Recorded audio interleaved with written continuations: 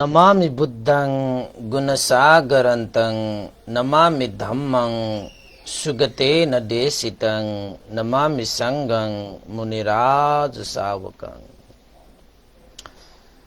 नमो बुद्धाय नमो धम्माय नमो संघाय। श्रद्धावन्त उपासक उपासिका तथा सम्पूर्ण महानुभावहरू, फेसबुक लाइभमा जोड्नुहुने देशबाट विदेशबाट फेसबुक लाइभलाई हेरिरहनुहुने सुनिरहनुहुने सबैमा सदाझै आज पनि म भिक्षु विमलो श्री सिद्धिमंगल बुद्ध विहार सिद्धिपुर सानागाउँ थसी महालक्ष्मी नगरपालिका वडा नम्बर 6 बुद्ध मार्गबाट तपाईहरू सबैलाई मैत्रीपूर्ण स्वागत गर्न चाहन्छु। र उपासक उपासिकाहरू, आज पनि हामीले एउटा विषयवस्तुमाथि धर्मदेशना धर्मकक्षा धर्म साकक्षा गर्नेछौँ सदाझै। र आज पनि हिजो अस्ति जस्तै एउटा धम्पत अर्थकथामा समावेश भएको एउटा प्रेरक प्रसङ्ग यानि घटनाक्रम बुद्धकालीन विषयवस्तुलाई आज पनि मैले समावेश गरेको छु। र आजको धर्मदेशना को शीर्षक छ एकजना कृषक एकजना किसान कथावस्तु भनेर मैले एउटा प्रस्तुत गर्न खोजेको छु। धेरै घटनाहरू हामीले बुद्धकालीन समयमा धेरै भएका घटनाहरूलाई हामीले प्रस्तुत गरेका थियौं र यो पनि बुद्धकालीन घटना नै हो, बुद्ध भगवानसँग सम्बन्धित एउटा घटना हो। धेरै लामो चाहिँ छैन यो घटना, तर केही कुराहरू चाहिँ यसबाट पनि हामीले चाहिँ सिक्न सकिन्छ, जान्न सकिन्छ, बुझ्न सकिन्छ। र यो भगवान बुद्धले यो दम्पत श्रावस्ती मा चाहिँ देशना गर्नु भएको हो। श्रावस्ती वस्पल भगवान बुद्ध श्रावस्ती जेतवन बिहारमा विराजमान भइरहनु भएको समयमा भगवान बुद्धले देशना गर्नु भएको पाली गाथा हो यो। नतं कम्मं कतं साधु नतं कम्मं कतं साधु यं कत्वा अनुतप्पति यस्य अस्सु मुखो रोदं यस्य अस्सु मुखो रोदं विपाकं पतिसेवती। यो भगवान बुद्धले श्रावस्ती जेतवन बिहारमा बसिरहनु हुँदाखेरि देशना गर्नु भएको यो गाथा। यो गाथा पाली भाषाबाट नेपाली भाषाबाट के भनेको त भन्दाखेरि नतं कम्मं कतं साधु यं कत्वा अनुतप्पति यस्य अस्सु मुखो रोदं विपाकं पतिसेवती।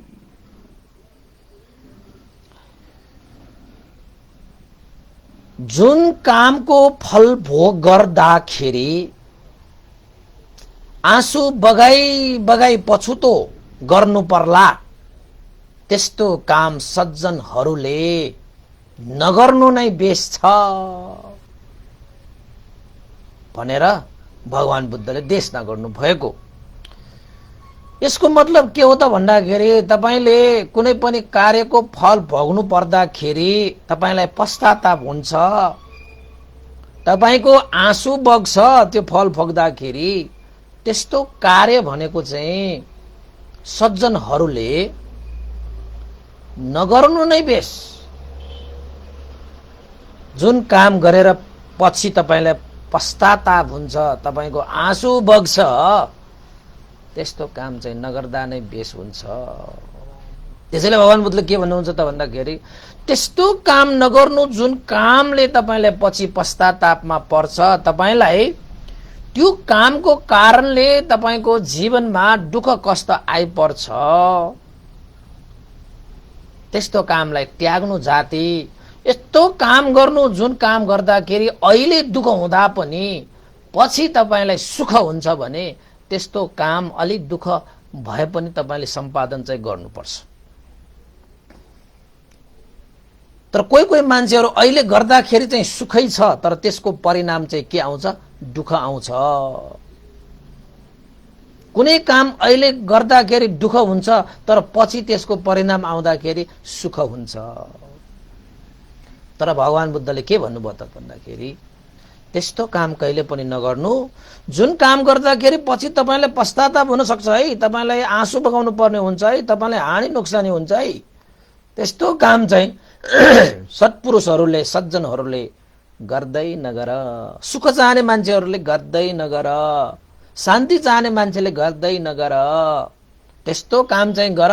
बरु अहिले अलिकति दुःख भए पनि त्यसलाई सहेर त्यो कार्यबाट पछि तपाईलाई सुख मिल्छ, पछि तपाईलाई शान्ति मिल्छ, पछि तपाईलाई लाभ सत्कार मिल्छ, तपाईको चाहिँ हैन मान मर्यादा बढ्छ, तपाईको चाहिँ जीवनको यात्रा सफल हुन्छ हैन, आदि इत्यादि पछिको लागि राम्रो हुने। पछि चाहिँ ओहो फल्ना समयमा मैले यस्तो कार्य मैले दुःख गरेर पनि मैले गरेको रहेछु र आज मैले यस्तो सुख पाएँ भनेर मनमा प्रीति उत्पन्न हुने खाले कार्य मात्रै सज्जनहरूले गर्नुपर्छ भनेर भगवान बुद्धले देशना गर्नुभएको यो गाथाको आधारमा हामीले आजको धर्म देशना प्रस्तुत गर्नेछौँ।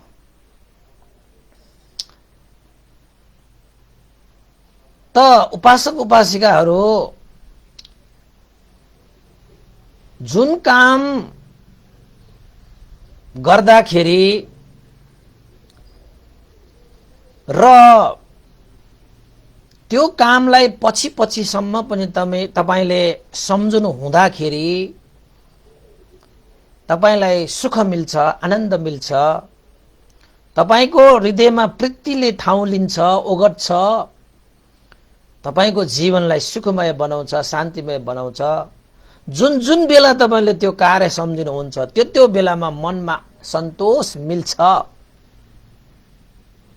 त्यस्तो कार्य चाहिँ सम्पन्न गर्नु जाति छ। फेरि त्यस्तो कार्य नगर तपाईले गरिरहँदाखेरि पनि तपाईलाई डर हुन्छ, त्रास हुन्छ, तपाईलाई सन्तोष मिल्दैन, तपाईलाई चाहिँ है यो काम त नगर्नु पर्ने गर्नु पर्यो भने जस्तो चाहिँ पश्चाताप भइरहने र पछि पनि तपाईले त्यो कार्यलाई सम्झिँदाखेरि तपाईलाई पश्चाताप हुन्छ, तपाईलाई चाहिँ एउटा शोक हुन्छ, पीडा हुन्छ, डर हुन्छ, त्रास हुन्छ, भय हुन्छ। त्यस्तो कार्य चाहिँ कहिले नगर्नु। के त भन्दाखेरि मान्छेहरू भनेको अहिले मात्र सुख चाहने होइन, पछि पनि सुख चाहन्छन्, जिन्दगी रहेसम्म पनि सुख चाहन्छन् र जिन्दगी पछि जुन लोकमा जन्मिन्छ त्यो लोकमा सम्म पनि सुख चाहने हुन्छ प्राणीहरू भनेको। र तपाईले वर्तमान समय र भविष्यमा पनि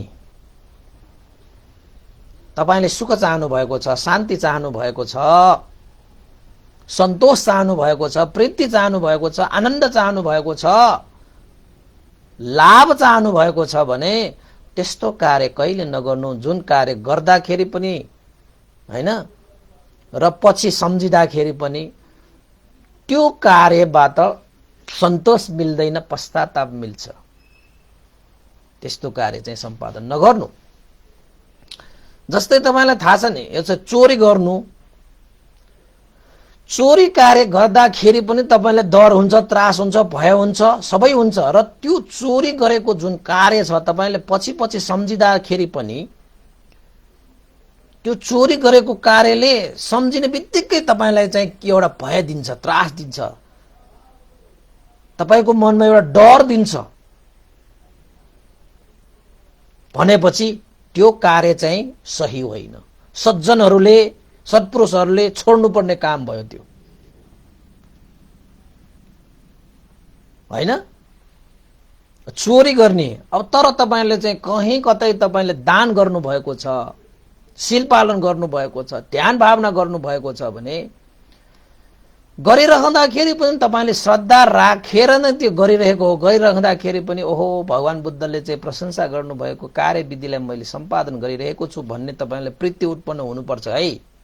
प्रज्ञा सहगत भएर तपाईले दान गर्न सक्नुपर्छ। प्रज्ञा सहगत भएर शील पालन गर्नुपर्छ। प्रज्ञा सहगत भएर ध्यान बस्नुपर्छ।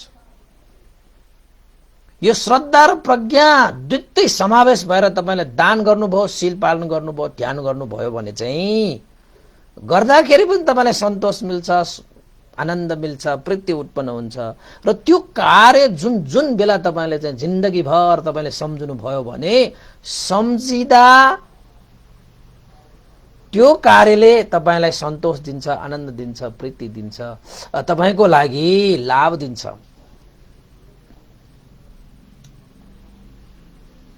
त्यसको लागि चाहिँ तपाईले श्रद्धा र प्रज्ञालाई अगाडि सारेर त्यो कार्य सम्पादन गर्न सक्नुपर्छ। श्रद्धा र प्रज्ञा राखेर कार्य सम्पादन गर्ने व्यक्तिहरूले कहिले पनि यो नराम्रो काम, अकुशल काम, पाप काम गर्नै सक्दैन, गर्नै सक्दैन। त्यसैले भगवान बुद्धले भन्नुहुन्छ काय वाक चित्तको कार्य सम्पादन गर्दाखेरि श्रद्धा र प्रज्ञालाई समावेश गरेर कार्य गरेर हेर त, त्यहाँ कुनै हानि नोक्सानी हुने कार्य हुनै सक्दैन रे के, हुनै सक्दैन। चाहे शरीरले गरोस्, चाहे वचनले गरोस्, चाहे मनले गरोस्। अब श्रद्धा र प्रज्ञा दुईटै समावेश हुने बित्तिकै तपाईको काय वाक चित्तको जुन कार्यहरू छन् त्यो सबै कार्यहरू के भएर आउँछ? शुद्ध, परिशुद्ध, निर्मल, विमल भएर आउँछ। त्यसैले श्रद्धावान तपाईँ हुनुहुन्छ भने प्रज्ञालाई जम्मा पार्नुहोस्। तपाईँ प्रज्ञावान हुनुहुन्छ भने श्रद्धालाई पनि जम्मा पार्नुहोस्। यो दुईटै आवश्यक छ है, तपाईलाई दुईटै आवश्यक छ, श्रद्धा र प्रज्ञा। कहीँ कतै पुग्नको निमित्त हामीलाई खुट्टा र आँखाको जरुरत भए जस्तै खुट्टा भइकन पनि नेत्र भएन भने, चक्षु भएन भने त्यो खुट्टाले कता पाइला राखेको हामीलाई थाहा हुँदैन, खाल्दो खुल्दोमा परेर झर्न सक्छ, लड्न सक्छ। उसले यात्रा तय गर्न सक्दैन खुट्टाले मात्रै, त्यसको लागि चक्षु पनि चाहिन्छ। र चक्षुले मात्रै तपाईँ खुट्टा नभइकन फेरि चक्षुले पनि तपाईको यात्रा तय गर्न सक्दैन। चक्षुले त मात्र देख्छ मात्रै, त्यसको यात्रा तय गर्नको लागि, हिँड्नको लागि त खुट्टा चाहियो नि। फेरि जहाँ तपाईले देख्नु भएको छ त्यो देखाइ, त्यो चाहिँ लक्ष्यलाई पुग्नको निमित्त फेरि खुट्टा पनि चाहिन्छ। त्यसरी श्रद्धा र प्रज्ञा दुईटालाई समावेश गरेर हामीले कुनै कायिक कर्म, वाचिक कर्म, मानसिक कर्म भनेर तीन किसिमको कर्मलाई हामीले सम्पादन गर्न सकियो भने खुट्टा र चक्षु भएपछि एउटा यात्रा तय गरेर हामीले गन्तव्य प्राप्त गर्न सके जस्तै श्रद्धा र प्रज्ञा हुने बित्तिकै तपाईले यो लोकबाट परलोक मात्र होइन, सुगति मात्र होइन, देवलोक ब्रह्मलोक मात्र होइन, तपाईले निर्वाण धर्मलाई पनि साक्षात्कार गर्न सक्नुहुन्छ। र त्यस्ता व्यक्तिहरूले कहिले पनि मैले यस्तो गर्न पुगेँ, उस्तो गर्न पुगेँ भनेर पश्चाताप लिएर बस्नुपर्ने अवस्था हुँदैन। जोसँग श्रद्धा र प्रज्ञा दुईटै समावेश हुँदैन नि, त्यस्ता व्यक्तिले कार्य गर्दाखेरि चाहिँ के हुन सक्छ? पछि पश्चाताप गरेर आँसु छार्नु पर्ने अवस्था हुन सक्छ। ओ तपाईँ चाहिँ सज्जन मान्छे हो भने, तपाईँ सत्पुरुष हो भने तपाईले त्यो कार्य गरेर पछि पश्चातापमा पर्ने कार्य, आँसु छार्नु पर्ने कार्य तपाईबाट तपाईले चाहिँ त्यसलाई सम्पादन गर्न सक्नुहुन्न। अब सक्दैन। त्यस्तो प्रज्ञा र श्रद्धा हुने व्यक्तिले पछि पश्चाताप हुने कार्य गर्नै सक्दैन। त्यो चाहिँ लेखेर राख्नुहोस्। त्यसैले हामी पनि उपासक उपासिकाहरू जीवनमा यो श्रद्धा र प्रज्ञा, यो दुईटा गुण धर्मलाई हामीले जीवनमा चाहिँ धारण गर्न सकियो भने, पालन गर्न सकियो भने तपाईको शरीर र वचन मन यो तीनटै द्वार, तीनटै कर्म परिशुद्ध भएर आउँछ। जति जति कर्म परिशुद्ध हुन्छ धर्म लागेर आउँछ, जति जति कर्म र धर्म चाहिँ शुद्ध परिशुद्ध भएर आउँछ तपाईको जीवनको मर्म नै बेग्लै भएर आउँछ। कर्म धर्म अनि मर्म भएपछि बल्ल तपाईको जीवन अब सार्थक हुन्छ। तपाईले हृदयले चाहनु भएको निर्वाण सुखलाई तपाईले प्राप्त गर्न सक्नुहुन्छ। कर्म शुद्ध गर्नुपर्छ। कर्म शुद्ध हुने मान्छेहरूको धर्म पनि शुद्ध हुन्छ। धर्म पनि शुद्ध भयो भने उसको मर्म पनि शुद्ध हुन्छ। मर्म शुद्ध भइसकेपछि अब उसको जीवन शुद्ध हुन्छ, जीवन सार्थक हुन्छ, जीवन परिपूर्ण हुन्छ। त्यसैले कर्म शुद्ध गर्नको लागि के चाहियो त? अब श्रद्धा चाहियो, श्रद्धा चाहियो। श्रद्धाले मात्र पुगेन, प्रज्ञा चाहियो। श्रद्धा भनेको आस्था, विश्वास हैन। प्रज्ञा भनेको सही गलत छुट्याउन सक्ने क्षमता, पुण्य पाप भनेर चाहिँ जान्न सक्ने क्षमता, सत्य असत्यलाई छुट्याउन सक्ने क्षमता, त्यो प्रज्ञाको लक्षण हो भने यो आस्था र विश्वास भनेको श्रद्धाको लक्षण हो। अब त्यसपछि तपाईले भन्नुहोला यो श्रद्धा र प्रज्ञालाई अब चाहिँ विकास त गर्नुपर्ने हो भन्थे। अब यो श्रद्धा र प्रज्ञालाई विकास गर्ने कसरी भन्नुहोला तपाईले? राम्रो क्वेशन, राम्रो प्रश्न छ। श्रद्धालाई विकास गर्ने हो भने सुन्नुस्, तपाईले भगवान बुद्धद्वारा देशित उपदेशहरूलाई मजाले सुन्नुस्। अहिले त लकडाउनको यो समयमा जति पनि उपदेशहरू सुनिरहनु भएको छ नि, तपाईले यो सुनेर तपाईले चाहिँ श्रद्धा उत्पन्न भइरहेको छैन? के तपाईलाई प्रज्ञा उत्पन्न भइरहेको छैन? बिस्तारै होला, कसैलाई चाँडो होला, कसैलाई चाहिँ द्रुत गतिले होला, त्यो बेग्लै कुरा हो। श्रद्धा र प्रज्ञा तपाईले वृद्धि गर्नु आवश्यक छ भन्न ठान्नुहुन्छ भने तपाईले सबभन्दा पहिला सत्पुरुषहरूको संगत गर्नुस्। सत्पुरुष भने कस्तो? जसले शील समाधि प्रज्ञाको अभ्यास गरिरहेको छ, जसले सम्पूर्ण दुःखबाट अलग्ग भएर निर्वाण धर्मको बाटो लागिरहेको छ, त्यस्ता व्यक्तिहरू। जसले गलतलाई गलत भनेर त्याग्छ, सहीलाई सही भनेर चाहिँ ग्रहण गर्छ, त्यस्ता व्यक्तिहरू सत्पुरुष हुन् हैन। जसले काय वाक चित्तलाई शुद्ध गरिरहेको हुन्छ, शुद्ध गर्न प्रयास गरिरहेका हुन्छन्, त्यस्ता व्यक्तिहरू चाहिँ सत्पुरुष हुन्। त्यसैले श्रद्धा र प्रज्ञालाई तपाईले विकास गर्नु छ भने चाहिँ सबभन्दा पहिला के गर्नुस् त भन्दाखेरि सत्पुरुषहरूको संगत गर्नुस्। राम्रो मान्छेको, असल मान्छेको सत्संगत गर्नुस् भनेको यहाँ सत्पुरुष भने त्यस्तो। तपाईलाई सत्पुरुष भने कस्तो भनेर तपाईले सोध्नु होला फेरि। जो आफ्नो लागि मात्र जिउँदैन पर हित उपकारको लागि जिउँछ, त्यस्ता मान्छेलाई सत्पुरुष भन्छ। जो आफू पनि बाँच्छ, अरूलाई पनि बचाउँछ, जो आफू पनि खुसी हुन्छ, अरूलाई पनि खुसी दिन्छ, जो आफू पनि आनन्दित हुन्छ, अरूलाई पनि आनन्दित गर्छ, जो शान्त हुन्छ ऊ अरूलाई पनि शान्त दिन्छ, जो शान्तिमय जीवन मन पराउँछ, अरूलाई पनि शान्तिमय जीवन प्रदान गर्न मन पराउँछ, त्यस्ता व्यक्तिहरू सत्पुरुष। श्रद्धा र प्रज्ञा विकास गर्ने हो भने तपाईँ सत्पुरुषहरूको संगत गर्नुहोस्, एक। र दोस्रो, सत्पुरुषहरूको संगत गरेर तपाईँले सत्पुरुषहरूको चाहिँ धर्मदेशना सुन्नुहोस्, उपदेश सुन्नुहोस्, शिक्षा अनुशासन नियमहरू पालन गर्नुहोस्। सत्पुरुषहरूले प्रदान गर्ने त्यो नियम नीतिहरूलाई पालन गर्नुहोस्। तपाईँसँग श्रद्धा विकास हुँदै आउँछ, प्रज्ञा विकास पनि आउँछ। हेर्नुहोस् है, अहिले हामीले लकडाउनको समयमा हामीले जुन यो धर्म देशना गरिरहेका छौँ, तपाईँहरू हामी भन्डेहरूसँग संगत गरिरहेका छौँ, यो त श्रद्धा र प्रज्ञा विकास गर्ने यो मार्ग हो। जुन श्रद्धा र प्रज्ञा विकास गरिसकेपछि तपाईँको कर्म शुद्धि हुन्छ कि, कर्म शुद्धि भएपछि तपाईँको धर्म शुद्ध हुन्छ कि। फेरि तपाईँको कर्म नै शुद्ध छैन भने जतिसुकै तपाईँले धर्म गरेर जानुहोस्, फल्ना देवता, धिस्का देवता, तीर्थ धाम आदि इत्यादि जतिसुकै धाउनुहोस्, तपाईँको कर्म शुद्ध नभएसम्म तपाईँले धर्म पनि प्राप्त गर्नुहुन्न। धर्म गरेपछि मात्रै तपाईँले पुण्य प्राप्त गर्ने हो नि, होइन। धर्म तपाईँले प्राप्त गरिसके तपाईँको मर्म पनि शुद्ध हुन्छ। मर्म भनेको तपाईँको जीवनलाई चाहिने आवश्यक तत्त्व, चिज, विषय वस्तुहरू तपाईँले चाहिँ अब प्राप्त गर्न सक्नुहुन्छ, त्यो पनि शुद्ध। जुन चिज प्राप्त गरिरहनु भएको त्यो पनि शुद्ध शुद्ध शुद्ध शुद्ध।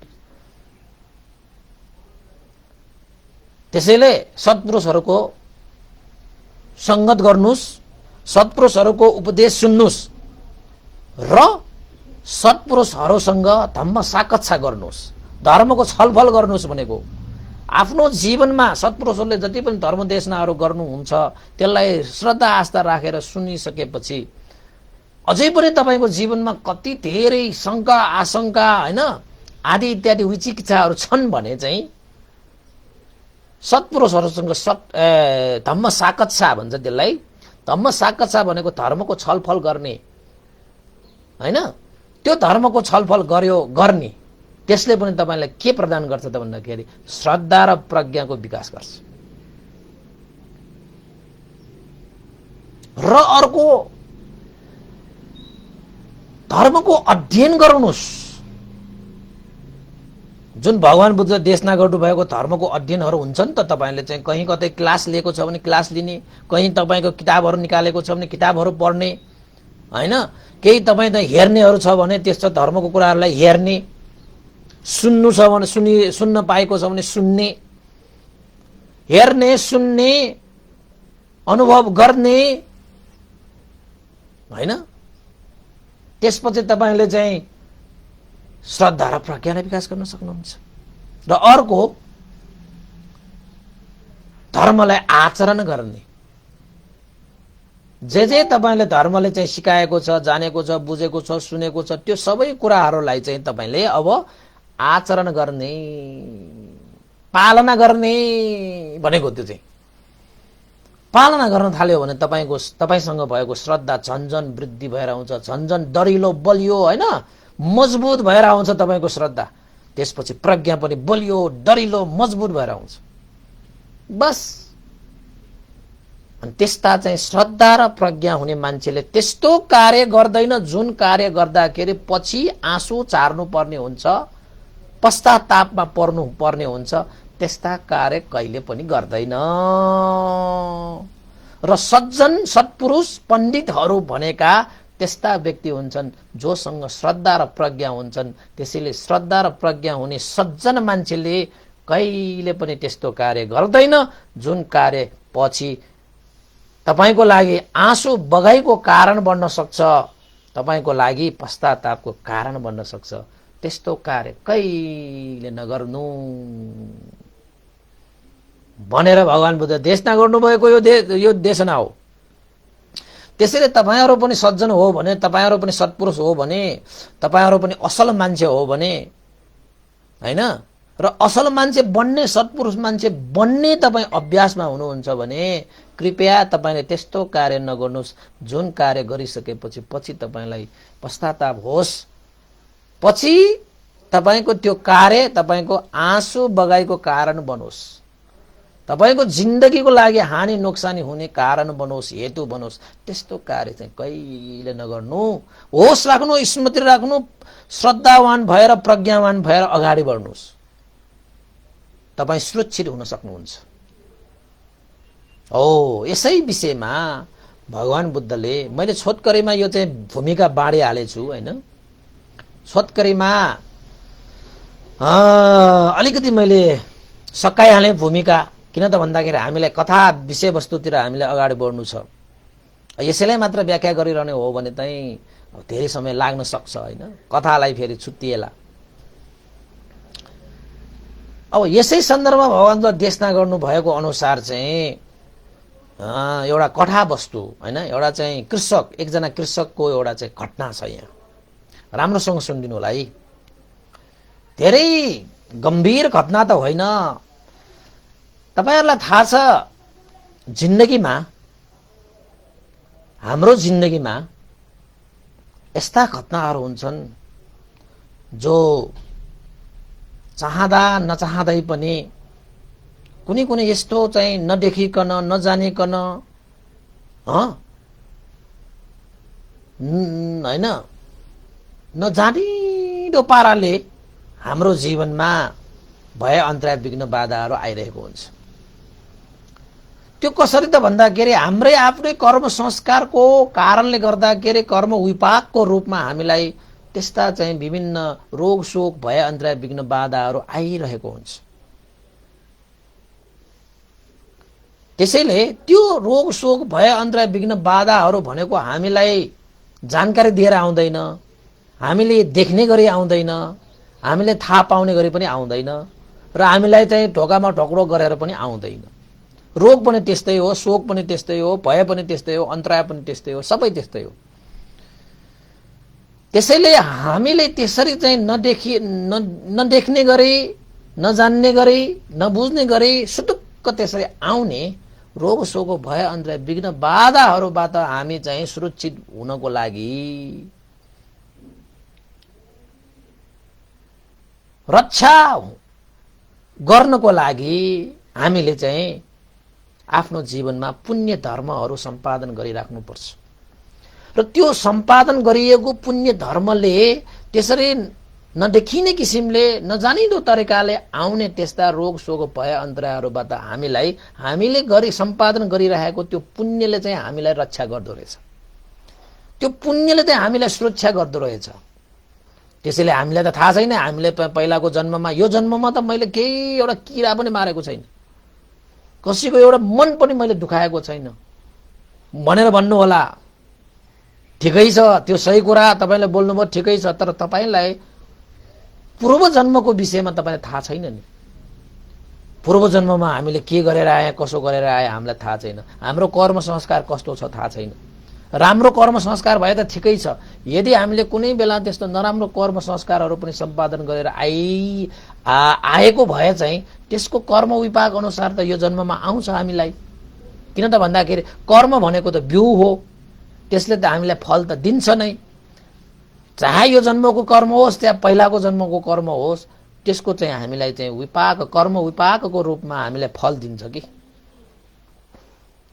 त्यसरी कर्म विपाकको रूपमा अकुशल कर्म विपाक हामीलाई आयो भने चाहिँ त्यो अकुशल कर्म विपाकसँग चाहिँ जुड्न सक्ने, त्यसबाट त रक्षा गर्न सक्ने, त्यसलाई चाहिँ सुरक्षित गर्न सक्ने क्षमता केमा हुन्छ त भन्दाखेरि कुशल पुण्यमा मात्रै त्यो क्षमता हुन्छ। त्यसैले हामीले जहिले पनि कुशल पुण्य कर्महरू गरिराख्नुपर्छ, सम्पादन गरिराख्नुपर्छ, जसले कुशल पुण्यको अनुभवले तपाईले पहिला जन्मको कुनै त्यस्तो चाहिँ कर्म विपाकहरू अकुशल कर्म विपाकहरू आउँदाखेरि पनि तपाईलाई सुरक्षा गर्छ नै। अहिले तपाईले कुशल कर्म गरिरहनु भएको छ भने पहिला तपाईले अकुशल कर्म गरि आएको छैन भने पनि तपाईले गरिरहनु भएको चाहिँ कुशल कर्ममा त्यो थप भएर त्यो सुखको कारण बन्छ। त्यसैले पुण्य त तपाईले गरिराख्नुपर्छ। भन्न सकिन्न हाम्रो जीवनमा कहिले के हुन्छ हैन, ठेगानै छैन। नसोचेका, विचारै नगरेका, कल्पनै नगरेका, नचिताएका कुराहरू पनि जीवनमा भइरहेको देखेको होला नि तपाईले। हे भगवान, मैले त यो जिन्दगीमा केही त्यस्तो चाहिँ गलत गरे जस्तो लाग्दैन, यस्तो आइपर्यो मलाई भनेर मान्छेहरू चाहिँ कर्म र कर्मको फलको विषयमा नजानेको कारणले त्यसरी चाहिँ निराश भएर अफसोस मानेर बस्छन्। तर कर्ममा विश्वास गर्ने मान्छेहरूले जस्तो सुकै कर्म विपाक आए पनि मैले यो जन्ममा मैले कुशल कर्म गरेँ भने त्यस्ता अकुशल कर्मलाई त दमन गरेर हामी अगाडि बढ्न सकिन्छ भन्ने त्यो कर्मवादीहरूसँग पूर्ण विश्वास हुन्छ के। त्यसैले एउटा कुरा तपाईलाई याद म भन्न चाहन्छु, पहिलाको जन्ममा जस्तो सुकै तपाईले अकुशल कर्म गरेर आए तापनि, गरेको भए तापनि त्यो हामीलाई थाहा त छैन, त्यस्तो अकुशल कर्म भए तापनि यो जन्ममा हामीले अझै थप कर्म गर्ने चाहिँ अवसर आएको बेलामा त्यो पहिलाको त्यो अकुशल कर्महरूप्रति यस्तो भयो कि यस्तो होला कि उस्तो होला डराइरहने होइन, निराश भइरहने होइन, अफसोस मानिरहने होइन। अहिलेको जुन समय छ तपाईसँग त्यो समयलाई चाहिँ कुशल कर्ममा लगाएर अगाडि बढ्ने हो।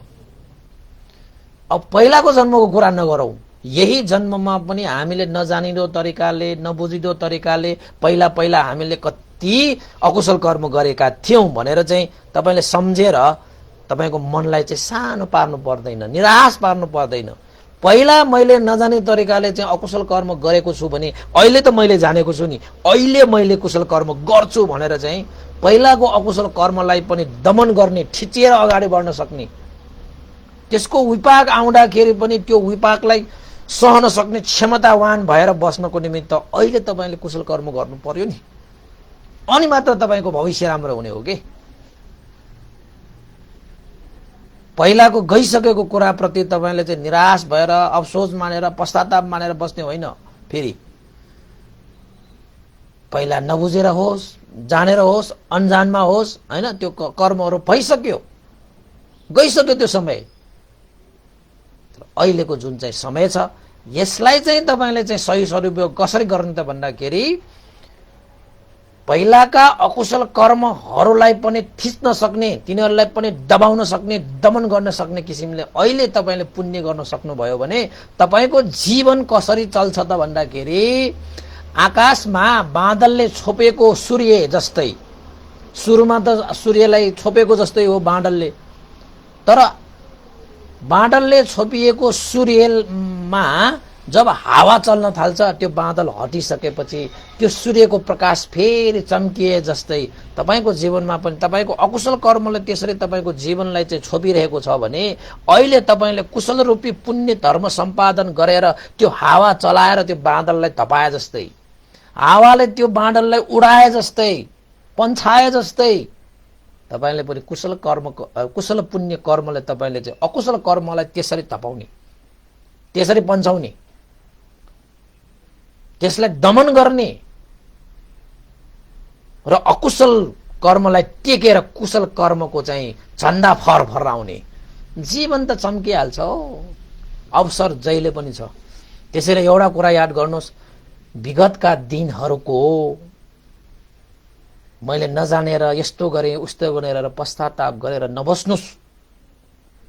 आफ्नो जीवनको समय जुन छ त्यसलाई कुशल पुण्यमा लगाएर मजाले बाँच्नुस्। किन त भन्दाखेरि जीवन आफैमा दुःख हो, किन चाहिँ यसरी हाँसेर नबाँच्ने, हैन, खुसी भएर नबाँच्ने? त्यसै जीवन दुःख छ, दुःखमय भगवानले भन्नुभएको छ नि त, त्यसै जीवन दुःखमय छ, फेरि तपाईले दुःख थपिरहनु भएको छ भने जीवनको स्वादै आएन के, हैन? जीवन त्यसै दुःख हो। त्यसैले मजाले हाँसेर बाँच्न सिक, हैन? बाँच्न सिक के, मजाले बाँच्न सिक के। यहाँनिर एउटा घटना यस्तै भएको छ, कुनै कुनै मान्छेहरूको जीवनमा नसोचेको, नचाहेको, नचिताएको घटनाहरू घट्ने रहेछ र त्यस्तो कार्यमा हामीले होस पनि राख्नुपर्छ।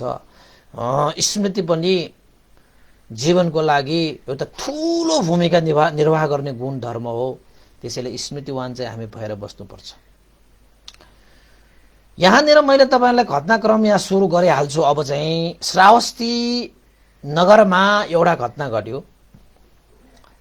के घट्यो त भन्दाखेरि बुद्धकालीन समयमा पनि भगवान बुद्धले प्राणी हिंसा गर्नुहुन्न, चोरी गर्नुहुन्न, व्यभिचार गर्नुहुन्न, झुटो कुरा बोल्नुहुन्न, लागु पदार्थ सेवन गर्नुहुन्न भनेर त्यस्तो पञ्चशीलको आधारमा शासनको चन्दा फरफराउँदाखेरि पनि कसैले देखेन। चन्दा फरफराउने भने कहाँ तल फरफराउँछ कि माथि फरफराउँछ? माथि नै फरफराउँछ, सबैले देखिने गरी। तर एउटा समूहमा चाहिँ त्यो झन्डा फरफरेको देखेन छ। उनीहरूले मार्नुहुन्न, चोर्नुहुन्न, व्यभिचार गर्नुहुन्न, झुटो कुरा बोल्नुहुन्न, लागु पदार्थ सेवन गर्नुहुन्न भन्ने त्यो एउटा चाहिँ अमृतमय वचनलाई उनीहरूले सुनेन, जानेन, बुझेन, धारणा पालना गर्ने त अन्तै कुराको भयो। त्यसैले एक समूह थियो जसले पञ्चशीलको दोस्रो नम्बरको अधिन्ना दान यानी कि चोरी गर्ने कार्य जुन छ त्यसलाई निरन्तरता दिएछ। श्रावस्ती नगरमा एउटा हुल चोरहरूले चाहिँ मजाले चोरी गर्न थालेछ। अब चोरी गर्नु चाहिँ तपाईलाई कस्तो लाग्छ? चोरी गर्ने मान्छेहरूले चाहिँ पछि त्यो कार्यले उनीहरूलाई सुख हुन्छ कि आनन्द हुन्छ कि शान्ति मिल्छ कि के मिल्छ? अहिले चोरी गर्दाखेरि केही प्राप्ति त भएको जस्तो हुन्छ, हैन? तर त्यो गरिरहँदाखेरि पनि उनलाई कति डर हुन्छ, त्रास हुन्छ। त्यो प्राप्त गर्दाखेरि कति सुख भएको जस्तो त होलान्, तर चाहिँ जति जति त्यो चोरेको त्यो, हैन, चोरले चोरेको त्यो विषयलाई सम्झिन्छ नि त्यति उसलाई डर हुन्छ, त्रास हुन्छ, भय हुन्छ। किन त भन्दाखेरि कसैले यसो चोरलाई हेर त, त्यो चोरले त ठ्याक्कै के सम्झिन्छ भन्दाखेरि मैले चोरेको यो मान्छे थाहा पाएको के हो, मलाई हेरिरहेको छ। यद्यपि त्यो मान्छेले उसलाई मैत्री राखेर नै हेरिरहेको हुन्छ, तर त्यो चोरको मनमा चाहिँ के हुन्छ, यसले पक्कै मैले चोरेको थाहा पाएको के हो, मलाई त खुब घुरिरहेको छ भन्ने उसलाई डर भइरहेको हुन्छ। कसैले यता एउटा कुरा गर्नु छ भन्ने बित्तिकै उसले चाहिँ मैत्रीपूर्ण कुरा गर्ने रहँदा पनि त्यो चोरको मनमा त ल एउटा कुरा गर्ने भन्यो, केही मैले चाहिँ चोरेको थाहा पाएँ कि के हो भन्ने जस्तो उसलाई डर भइसकेको हुन्छ। शान्ति मिल्दैन, शान्ति मिल्दैन। चोरहरूको एउटा बठान होइन, एउटा हुलले चाहिँ श्रावस्तीमा चोरी गरेर रातिको समय सक्दो रूपमा गहनादेखि लिएर होइन पैसाहरूदेखि लिएर पोको पारेर होइन चोरहरूले त खुब चोरेर ल्याएछ रातिको समय। अनि चोरहरू चाहिँ चोर्न सफल भए रातिको समय भएको कारणले गर्दाखेरि मान्छेहरूले पनि उनीहरूलाई अब समाउन सक्ने होइन, अब लखेट्न सक्ने आदि इत्यादि गर्न सकेन। चोरहरूले सबै चोरेर ल्याइसकेपछि एक आपसमा समूह थियो नि त, समूह बीचमा चाहिँ उनीहरू के गर्ने रहेछ त भन्दाखेरि सबै चिज चोरिसकेपछि एक ठाउँमा राखेर भागभन्डा गर्ने रहेछ तिनीहरू। अनि त्यो समयमा चोरहरूले चोरिसकेपछि भागभन्दा गर्नुपर्छ। एकजना चोरले चाहिँ के विचार गरे त भन्दाखेरि यत्रो मिनट गरेर चोरेको छु, यो चोरमाथि पनि केही चकारी गरौँ, हामी चोरमाथि चकार भन्छ नि होइन। त्यो चोरले त के सोच्यो त भन्दाखेरि जुन एउटा मैले बोकेर आएको त्यो पोकालाई चाहिँ एक ठाउँमा चाहिँ खसालिदिने होइन, अनि चाहिँ खसालिसकेपछि त पछि आएर लिन पाए नि, अनि हामीसँग यति मात्र हो भनेर त्यो जति हामीसँग भएको छ नि सम्पत्ति त्यसलाई मात्रै बाँडफाँड गरेर मैले जुन जहाँ चाहिँ फ्याँकेर आएको जहाँ चाहिँ झारेको होइन त्यो पैसा चाहिँ पछि म आफैलाई मात्र थाहा हुन्छ, कसैले थाहा नपाउने गरी उसले सुटुक्क एक पोका पैसा एउटा खेतमा, अब उनीहरू चाहिँ चोर्न गइरहेको चाहिँ के हो त भनेर खेतको त्यो ढल हुन्छ नि, त्यो ढलको बाटो भएर चोर्न गएको, सबै श्रावस्तीमा चोरेर आए, त्यो ढलबाट फर्केछ। एउटा खेतको होइन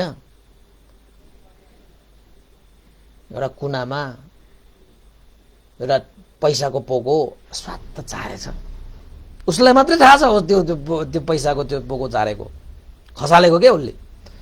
यो ठाउँमा चाहिँ मैले पैसा खलाएको छु, पछि म लिन आउनु पर्ला, सबै कसैलाई थाहा पनि छैन। अब यसमा त भागभन्दा लगाएपछि सबै सामान पाइहाल्छ, अनि यो कुरा त मलाई मात्र थाहा छ, मैले चाहिँ यो पछि लिन आयो भने म त धनी हुन्छ भनेर त्यो चोरले चोरहरूलाई पनि झुक्क्याए। अब नभन्दै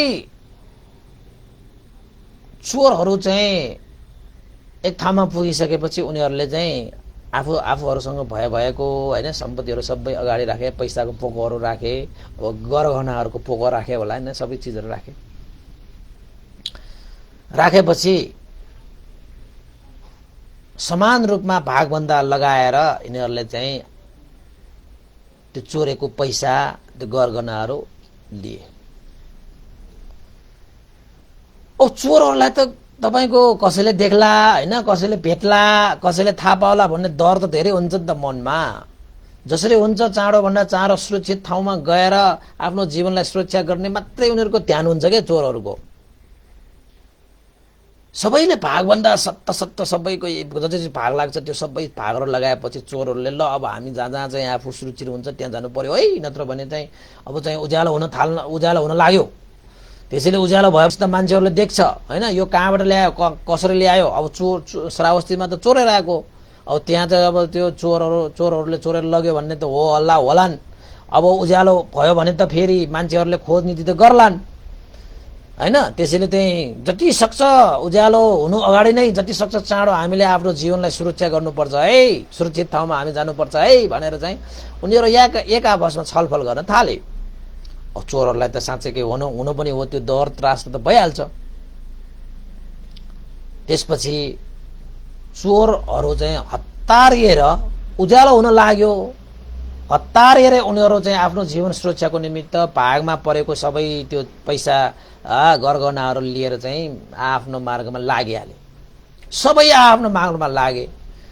त्यो जुन चोर छ नि, जसले चाहिँ चोरमाथि चकार गरेको थियो, त्यो चोरले पनि आफ्नो जीवनलाई सुरक्षा गर्ने, उज्यालो भयो होइन, चाँडोभन्दा चाँडो चाहिँ अब भाग्नु पर्यो, फेरि उज्यालो भइसकेपछि मान्छेहरूले चाहिँ अब भेट्लान् भन्ने त्यस्तो मात्र मनमा राखेको कारणले गर्दाखेरि उसले जुन खेतमा एक पोको पैसा झारेर आएको थियो, एउटा सम्पत्ति झारेर आएको थियो, चोरेर ल्याएको सम्पत्ति, त्यो उसले झारे उता एउटा चाहिँ खेतमा मैले यति सम्पत्ति मैले झारेको छु, मैले त्यहाँ चाहिँ यसो लुकाएको छु होइन, त्यो त उसले बिर्स्यो। बिचरालाई त अब कसरी चाहिँ आफ्नो ज्यान चाहिँ सुरक्षा पारौँ होइन, कसैले थाहा नहुने गरी भन्ने विषय मात्रै ध्यानमा रहेको कारणले अरू साथीहरूले पनि हतार हतार गर्न थालिसकेपछि त त्यो मान्छेले त त्यो त्यो खेतमा त्यसरी लुकाएको पैसा त बिर्सेछ।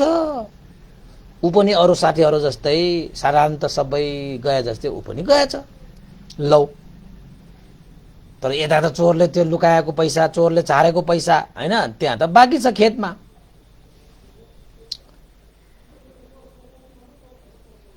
त्यही दिन भगवान बुद्ध बिहान सबेरै उहाँले चाहिँ करुणा समापति ध्यानमा बस्नुहुन्छ। करुणा समापति ध्यानमा बसिसकेपछि मैले आज कसलाई उपकार गरौँ भनेर भगवान बुद्धले चाहिँ हेर्नुहुन्छ कि।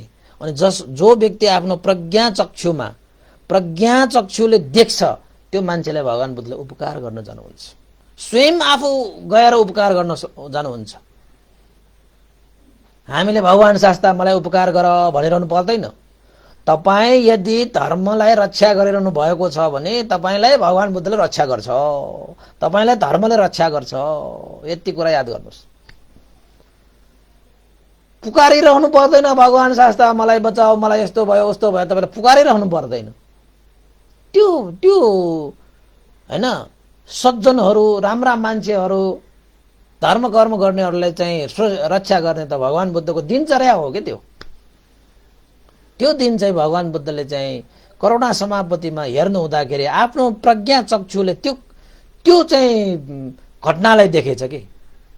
त्यो खेतमा चाहिँ चोरले त्यो लुकाएर गएको त्यो पैसाको पोको हो होइन, त्यो चोरेर ल्याएको सम्पत्तिको पोको हो। त्यो चाहिँ प्रज्ञा चक्षुले देखे। के देखे त भन्दाखेरि भोलि बिहानै सबेरै त्यो खेतको एउटा किसान मान्छे खेतमा काम गर्न आउँछ होइन। खेतमा काम गर्न आएपछि त्यो किसानले त्यो पैसालाई चाहिँ अब पछि फेला पार्छ। मान्छेहरू चाहिँ पैसा चोर्यो, सम्पत्ति चोर्यो भनेर चाहिँ चोरहरूलाई खोजी गर्दै आउँदाखेरि आखिर त्यो किसानलाई चाहिँ भेट्छ र किसानलाई चोर भनेर उनीहरूले दण्ड दिन्छ। ओहो, त्यो किसान त श्रद्धावान छ। त्यो किसान चाहिँ बुद्धप्रति श्रद्धा भएका, धर्मप्रति श्रद्धा भएका, सङ्घप्रति श्रद्धा भएको किसानलाई त्यस्तो एउटा चाहिँ नसोचिएको एउटा घटना हुने देखेपछि भगवान बुद्धले मैले बाहेक यो किसानले अब उपकार कसैले गर्न सक्दैन, मैले यो किसानको उपकार गर्नुपर्छ। जो व्यक्ति निर्दोष व्यक्ति छ उसले अब चाहिँ सजाय पाउने भयो। म त्यो खेतमा गएँ भने, आज मैले त्यो किसानलाई भेटेँ भने त्यो किसानको जीवन रक्षा हुन्छ भनेर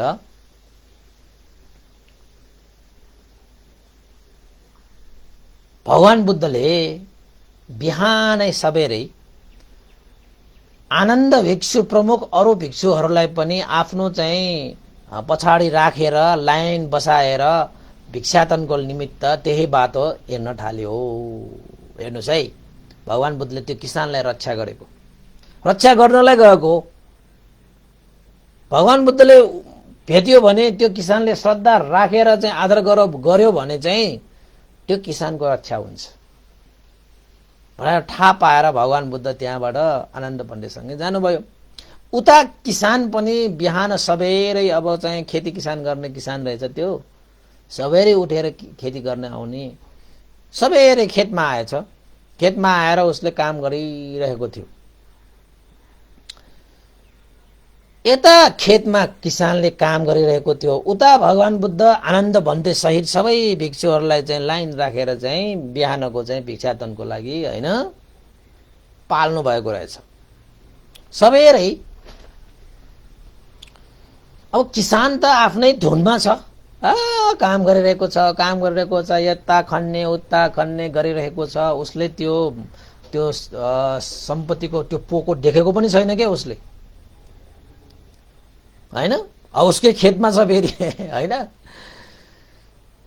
देख्न चाहिँ उसले देखेको छैन, तर भगवान बुद्धले आउनु हुँदाखेरि त्यो बाटोमा आएर आउनु हुँदाखेरि त्यो खेतको त्यो जुन चाहिँ त्यो ढल हुन्छ, ढल राखेको हुन्छ होइन, त्यो ढलबाट भगवान बुद्ध आइरहनु भएको बेलामा त्यो किसानले पनि बिहान सबेरै भगवान बुद्धलाई दर्शन गर्न पाए।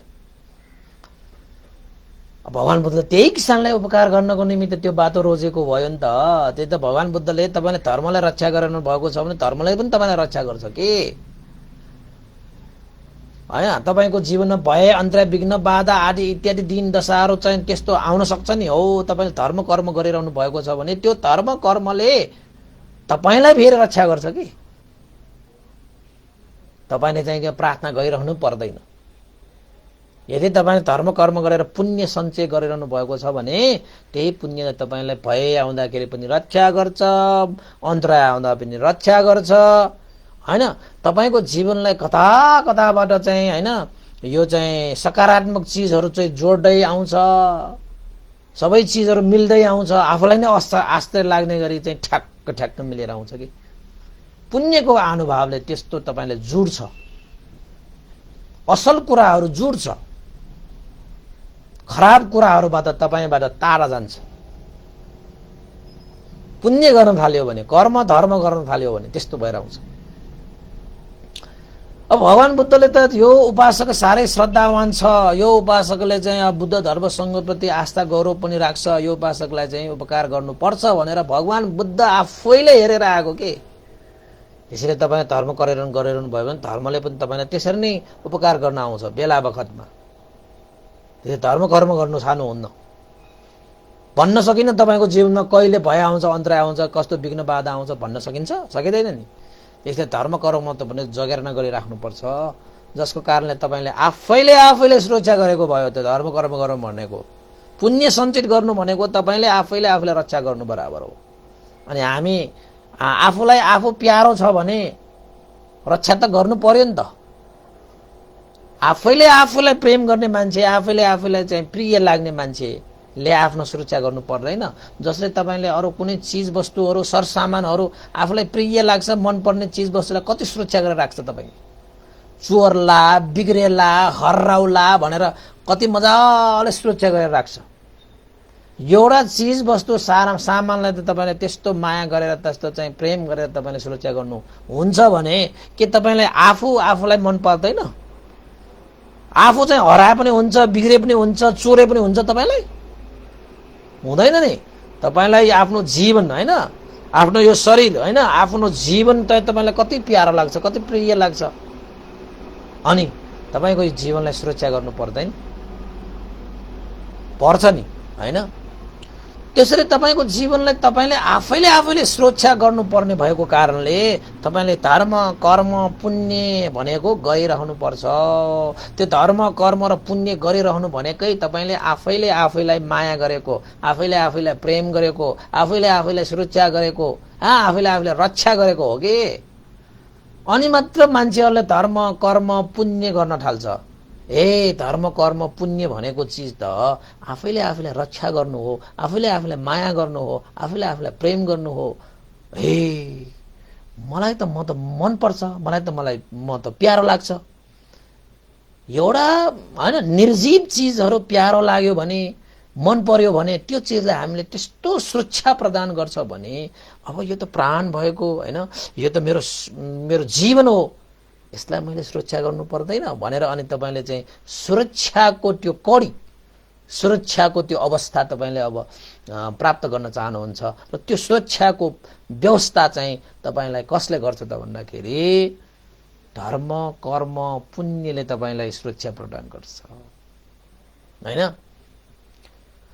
त्यो किसान चाहिँ तपाईँको धर्म कर्म पुण्य गर्ने हो फेरि हेर्नुहोस् है, त्यही भएर भगवान बुद्धले चाहिँ सोध्नुभयो, देख्नुभयो धर्मचक्षुमा, उस भगवान बुद्धले पाउनुभयो कि यो किसानलाई मैले सुरक्षा गर्नुपर्छ। यो किसान बुद्ध धर्म संघ प्रति श्रद्धा भएको किसान। अब यो किसानलाई मैले भेटे भने उसको पनि उपकार हुन्छ र उसले जीवनमा श्रोतापन्न फल जस्तो महान सम्पत्ति उसले प्राप्त गर्न सक्छ। यस्तो हेतु देख्नु भएर भगवान बुद्ध त्यो बाटोमा हिँड्नु भएको। ठ्याक्कै किसानले देखेछ, ओहो किसानलाई त मनमा खुसी भयो, ओहो बिहान बिहान मैले आज भगवान शास्ताको दर्शन गर्न पाएँ, कस्तो भाग्य, म त किसान, काम गराइले म त व्यस्त, बिहारमा जाने इच्छा छ, समय छैन, हैन। भगवान बुद्धको चाहिँ दर्शन गर्ने इच्छा थियो, समय छैन। आज त मेरै खेतमा, हैन, मेरै आलीमा भगवान बुद्ध त आइरहनु भएको छ त बाबा। ओहो यही मौकामा अब आफूसँग केही छैन, दिन मन लाग्छ, दिनको लागि केही पनि छैन, बिचरा किसान भयो नि त। त्यसपछि भगवान बुद्ध आइरहनु हुँदाखेरि त्यो किसानले श्रद्धा राखेर घुँडाले टेकेर हात जोडेर बुद्धं पूजेमि धम्मं पूजेमि संघं पूजेमि भनेर चाहिँ वन्दना गरे।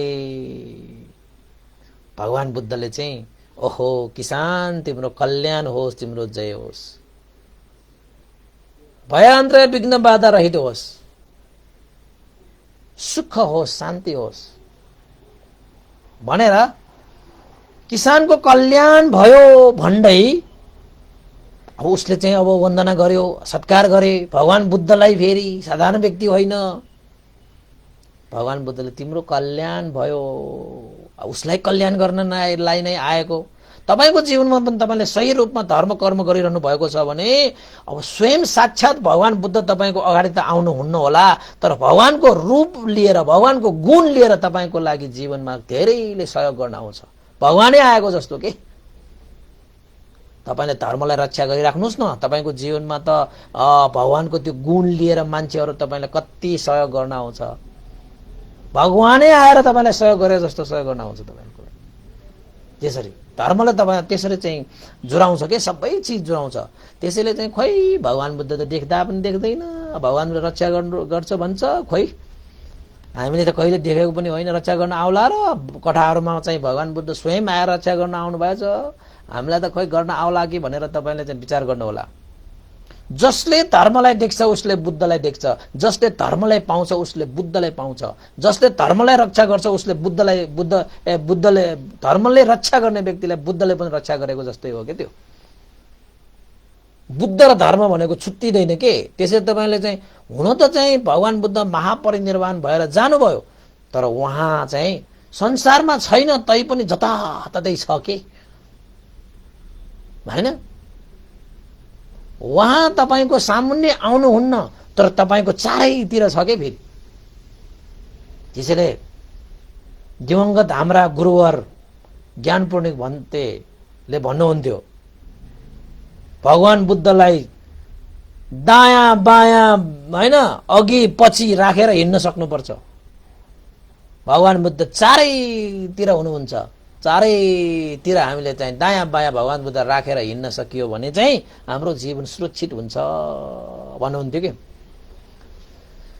अब किसानले भगवान बुद्धलाई देख्ने बित्तिकै पञ्चाङ्ग वन्दना गरेर श्रद्धा भाव व्यक्त गरिहाले। भगवान बुद्धले कल्याण होस् हे उपासक भन्दै जानुभयो। गएपछि चाहिँ त्यही खेतको ठ्याक्कै भगवान बुद्धले त्यो जुन चोरहरूले त्यो लुकाएर गएको बिर्सेर गयो नि त तिनीहरू।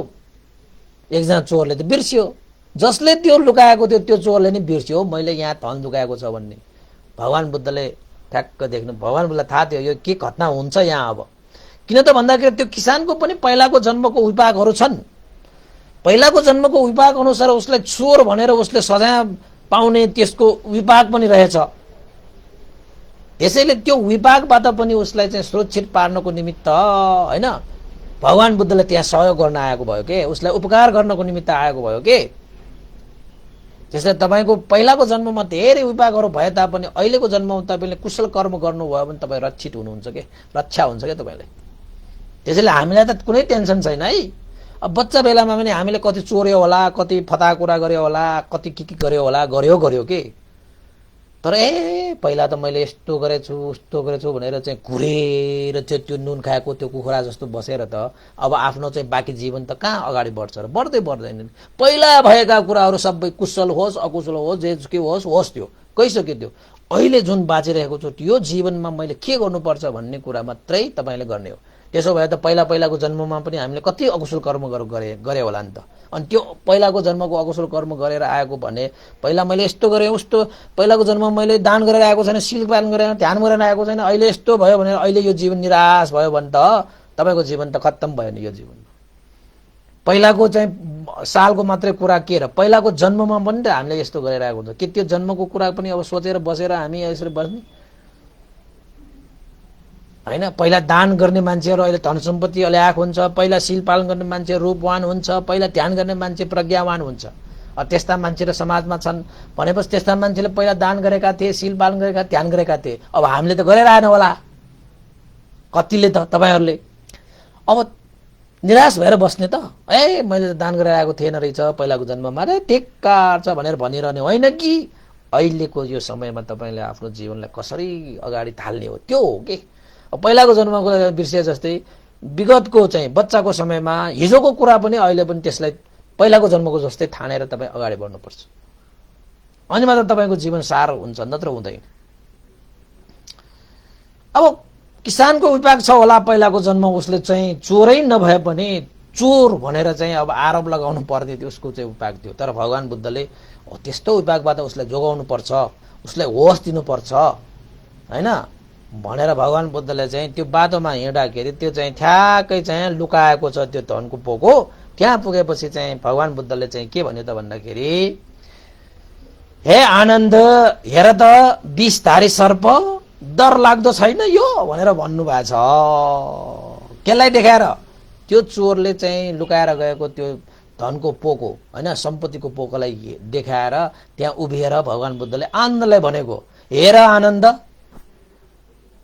यहाँ त डर लाग्दो विषधारी सर्प पो रहेछ त भनेर चाहिँ भगवान बुद्धले भन्नुभएपछि अब आनन्द वास्तविक त भगवान बुद्धको एक कुरासँग चाहिँ होइन चाहिँ जानकार भएको व्यक्ति आनन्द भन्तेले चाहिँ के चाहिँ उत्तर दिनुभयो त भन्दाखेरि, भगवान शास्ता मैले पनि देखेँ साँच्चै कि कडा विषधारी सर्प रहेछ भनेर गएछ।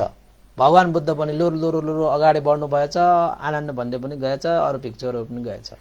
तर त्यहाँनिर संवाद के भयो त, यहाँ संवादको चाहिँ मुख्य कुरा हो है त्यो धनको पोको, त्यो सम्पत्तिको पोको त्यहाँ देखेपछि भगवान बुद्धले भनेको, हेर आनन्द यहाँ चाहिँ विषधारी सर्प त कडा डरलाग्दो विषधारी सर्प यहाँ रहेको छ भनेर भन्दाखेरि आनन्द भन्दै थाहा पाउनु भइहाल्यो, देखे भगवान शास्ता मैले पनि साँच्चै कडा विषधारी सर्प रहेछ भनेर जानुभएको। अब भगवान बुद्धलाई वन्दना गरेर श्रद्धा आस्था व्यक्त गरेर त्यो किसानले फेरि आफ्नो कर्म अनुसार त्यहाँ खेत खन्न थालेछ। ऊ चाहिँ आफ्नै धुनमा खेत खनिरहेको, भगवान बुद्धहरू त्यहाँबाट जानु हुँदाखेरि त्यस्तो एउटा चाहिँ संवाद उसले ठ्याक्कै सुनेछ कि। अनि सुन्ने बित्तिकै चाहिँ त्यो किसानले चाहिँ के सोचेछ त भन्दाखेरि, ओहो भगवान बुद्धले त्यहाँ त कडा विषधारी सर्प छ पो भन्नु रहेछ। आनन्द भन्देलले पनि हो भगवान शास्ता यहाँ त कडा विषधारी सर्प रहेछ भनेर पो जानुभयो त। एहे भनेपछि त्यहाँ त कडा सर्प विष छ कि के हो?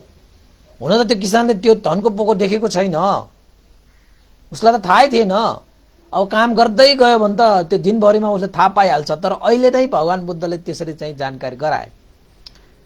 अनि उसले के सोचे त भन्दाखेरि, ओहो आज दिनभरि काम गर्नुपर्छ यही खेतमा, अब चाहिँ कडा विषधारी त्यहाँ सर्प भयो भने त मलाई त त्यसले हानि गर्न सक्छ, नोक्सान गर्न सक्छ होइन, डस्न सक्छ। त्यसैले यो विषधारी सर्पलाई तह लगाउनु पर्यो, नत्र भने त भएन यो भनेर काम नै रोकेर त्यो किसानले चाहिँ लत्थी सक्की बोकेर त्यो विषधारी सर्पलाई हटाउने भनेर भगवान बुद्ध जहाँ उभिएर आनन्द भन्तेलाई हेर आनन्द विषधारी सर्प भनेर भनेको थियो त्यही ठाउँमा गएर हेर्न गएछ। उसले चाहिँ साँच्चैकै विषधारी सर्प हो भनेर चाहिँ विचार गरेछ त्यो किसानले। तर भगवान बुद्धले धनलाई चाहिँ विषधारी सर्प भन्छ के, काल सर्प भन्छ नि त तपाईँहरूको भाषामा त, होइन? त्यही भएर यो धन भने चिज भगवान बुद्धले विषधारी सर्पको उपमा दिनुभएको छ। धनसँग तपाईँले चाहिँ जसरी तपाईँले विषधारी सर्पसँग यद्यपि तपाईँले विधि विधान गर्नु पर्दाखेरि कति होस राखेर तपाईँले त्यो धन सम्पत्तिलाई तपाईँले त्यो विषधारी सर्पसँग तपाईँ व्यवहार गर्नुहुन्छ। कहीँ मलाई तोक लागि, होइन, मैले कहीँ त्यसलाई चाहिँ व्यवहार गरेको नमिल्यो भने ऊ रिसाउला कि भनाइको मतलब त्यो विषधारी सर्पबाट तपाईँलाई हानि हुन सक्छ भन्ने थाहा पाएर तपाईँ चनाखो भएर त्यो विषधारी सर्पसँग व्यवहार गर्नुहुन्छ। त्यसरी नै तपाईँले धन सम्पत्तिसँग त्यसरी नै व्यवहार गर्नुपर्छ है उपासक उपासिकाहरू। नत्र भने यो धन सम्पत्तिसँग राम्रोसँग हामीले व्यवहार गर्न सकेन, होसपूर्वक व्यवहार गर्न सकेन, होइन भने त तपाईँले जसरी त्यो विषधारी सर्पले टोक्यो भने तपाईँको ज्यान जान सक्छ, तपाईँलाई हानि पुग्न सक्छ, नाश गर्न सक्छ। त्यसरी नै यो धन सम्पत्तिले तपाईँको जीवनमा नाश गर्न सक्छ है, तपाईँकोलाई चाहिँ हानि पुर्याउन सक्छ है। होस गर्नुहोस्, होस गर्नुहोस्। त्यसैले भगवान बुद्धले धन पैसा सम्पत्तिलाई चाहिँ विषधारी सर्प, काला सर्प को उपमा दिनुभएको छ। आनन्द भन्दैलाई त्यसै भनेको त हो। आनन्द भन्दैले पनि थाहा पाउनुभयो हो भगवान शास्त्र कडा विषधारी पो रहेछ। किन कडा विषधारी भनेको त भन्दाखेरि त्यो धन सम्पत्ति मात्र होइन कि, त्यो चोरेर ल्याएको धन सम्पत्ति हो। त्यो चोरेर ल्याएको धन सम्पत्तिलाई त झन् छुनै हुन्न फेरि, होइन? झन् विष लाग्छ। अनि त्यो किसान गएर यसो हेर्छ त कहीँ पनि त्यहाँ देखिँदैन त सर्प सिर्प, होइन? यसो सर्प छैन त भनेर चाहिँ अब सर्प भए त अब गर्नु पर्यो, अब काम गर्दै जानुपर्छ। फेरि काम गरिसकेपछि होस भएन भने त तोकिहाल्छ भनेर त्यो सर्प थपाउनुको निमित्त, होइन, विषधारी सर्प थपाउनुको निमित्त जाँदाखेरि त किसानले त त्यहाँ त एउटा चाहिँ धनको पोको पो देखेछ त बा। ओहो, खोइ त भगवान बुद्धले सर्प त विषधारी सर्प भनेको, यहाँ त विषधारी सर्प होइन त, यहाँ त धनको पोको पो रहेछ बा, होइन? किन भगवान बुद्धले विषधारी सर्प भन्यो बुझेन छ त्यो बिचराले। किसान पर्यो सोझो, होइन, बुझेन छ बिचराले त के गर्यो त भन्दाखेरि ओहो यत्रो धनको पोको त मेरै खेतमा, यताउति हेरे कसको हो के हो, होइन? त्यस्तै त हो नि, हामीलाई पनि कहिलेकाहीँ त्यस्तो हुन्छ कि तपाईँको चाहिँ धनको विषयमा चाहिँ तपाईँले प्राप्त गर्नुभयो भने चाहिँ अलिकति लोभ लाग्ने स्वभाव हुन्छ कि तपाईँले। बाटोमा तपाईँले चाहिँ 5 रुपियाँ 10 रुपियाँ भेट्यो भने त कति नै तपाईँ चाहिँ इमान्दार जस्तो यो 5 रुपियाँ कसको, यो 10 रुपियाँ कसको भनेर भन्नु होला। लाखौं करोडौं भेट्यो भने त तपाईँले भन्नु होला र? गाह्रो छ नि, भन्नेहरू होलान्, त्यो पनि बेग्लै कुरा हो। तर चाहिँ कुनै कुनै मान्छेहरूलाई चाहिँ परिमाण, होइन, परिमाणले तपाईँको चित्तलाई बदलिदिन्छ कि। सानो परिमाण भयो भने चाहिँ इमान्दार बन्न सक्ने रहेछ,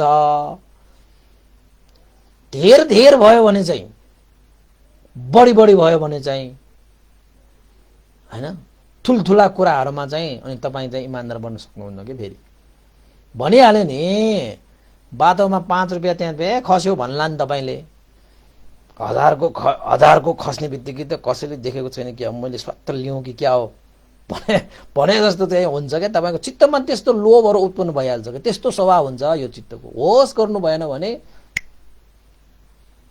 विषधारी सर्पले टोकिहाल्छ, होइन? अनि विषधारी सर्पले टोकेपछि तपाईँले विष चाहिँ फैलिहाल्छ, जीवन त स्वाहा हुन्छ। हो, यो धन सम्पत्ति भने त्यस्तो डरलाग्दो छ।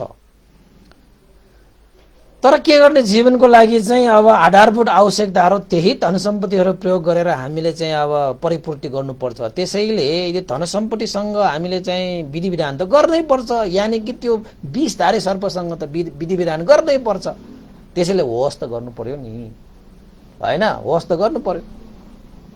बिचरा किसानलाई त अब यसो हेरेको धन सम्पत्ति भएपछि त उसले के सोचे त भन्दाखेरि होस् कोही पनि छैन रहेछ, होइन? अब कसैको नयाँ भएपछि मेरै खेतमा भएपछि त मेरै त भयो नि। अब कोही कोही मान्छे त हुन्छन् नि, अब आफ्नो होइन, आफ्नो कर्मले पाएको होइन, यो त कसैको होला भनेर चाहिँ फिर्ता दिने, होइन? त्यस्ता व्यक्तिहरू पनि नभएका होइनन् समाजमा। त्यस्ता इमान्दार व्यक्तिहरू, होइन, त्यागी व्यक्तिहरू छन् नि। त्यसपछि उसले चाहिँ के गर्यो त भन्दाखेरि त्यो धनको पोकोलाई आखिरमा उसले समातिहालेछ। भगवान बुद्धले विषधारी सर्प भनेर गएको त त्यो किसानले त बुझ्दा पनि बुझेन। अब यसलाई त विषधारी सर्प भनेको होला नि, अब यो त सर्प हो नि, होइन, यही त छ यही ठाउँमा भनेर आखिरमा धनको पोको ल्याएर चाहिँ यतापट्टि, होइन, काम गर्ने आफू बस्ने ठाउँमा ल्याएर उसले चाहिँ अरूले नदेखोस्, होइन, मेरै पार्नु पर्यो यसलाई, मैले नै कामसाम सकाएपछि म नै बोकेर जाने यो धन सम्पत्तिले भनेर चाहिँ आफ्नो ठाउँमा ल्याएर लुकाएर राखेछ, छोपेर राखेछ भनौँ न। अब त्यहाँको चाहिँ अब विभिन्न अब खेतको, होइन, चाहिँ घाँस दाउरा स्याउलाले यसो छोपेर राखेछ। अब बिहान भइसकेपछि श्रावस्ती नगरको त्यो बासिन्दाहरूले सबै चोरहरूले चोरेर लगिसकेपछि बिहान त उनीहरूले चोरको खोजी गर्न थाले। ल हेर्नुहोस् फसाद पर्यो।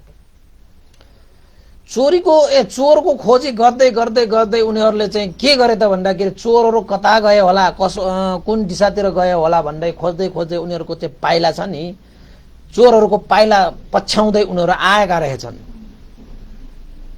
त्यो श्रावस्ती नगरको बासिन्दाहरू। त्यसपछि खोज्दै खोज्दै खोज्दै आउँदै गर्दाखेरि अन्तस त्यो चोरहरूले जुन ठाउँमा उनीहरूले त्यो चोरी गरेर ल्याएको सम्पत्तिको बाँडफाँड गरेको थियो त्यो ठाउँमासम्म आइपुगे, होइन?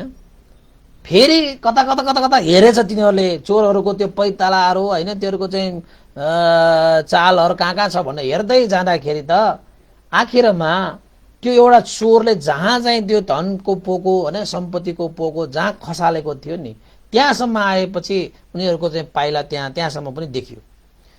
त्यसपछि अर्को एउटा पाइला फेरि यतापट्टि गएको देखेछ उनीहरूले। त्यो पाइला पाइला पाइला पाइला चाहिँ पछ्याउँदै पछ्याउँदै पछ्याउँदै त्यो चाहिँ श्रावस्तीको त्यो बासिन्दाहरू पनि साह्रै चलाख रहेछ कि चोरहरूलाई समाउने उनीहरूको बेग्लै पारा रहेछ के। अनि त्यो सम्पत्तिको पोको पछि त्यहाँबाट चाहिँ अर्कै पाइला आएछ। त्यो अर्कै पाइला आउँदै आउँदै आउँदै आउँदै आउँदै जाँदै गर्दाखेरि त जुन त्यो किसानले त्यो सम्पत्तिको पोको, त्यो पैसाको पोको, त्यो धनको पोको त्यो जहाँ लुकाएको छ त्यहाँ ठ्याक्कै पुगेपछि पक्कै पनि यहाँ चाहिँ के छोपिरहेको छ, यहाँ खोज्नु पर्यो, यो किसानलाई सोध्नु पर्यो भन्दै तिनीहरूले चाहिँ त्यहाँ छोपिरहेको चिजलाई चाहिँ हेर्दाखेरि त त्यहाँ त के पायो तिनीहरूले? आफ्नो चाहिँ चोरेर ल्याएको धनको पोको, उनीहरूको धन सम्पत्ति त त्यो पोकोमा कतिको छ, सबै त छैन, तर एउटा पोको, धनको पोको चाहिँ त्यहाँ चाहिँ रहेछ।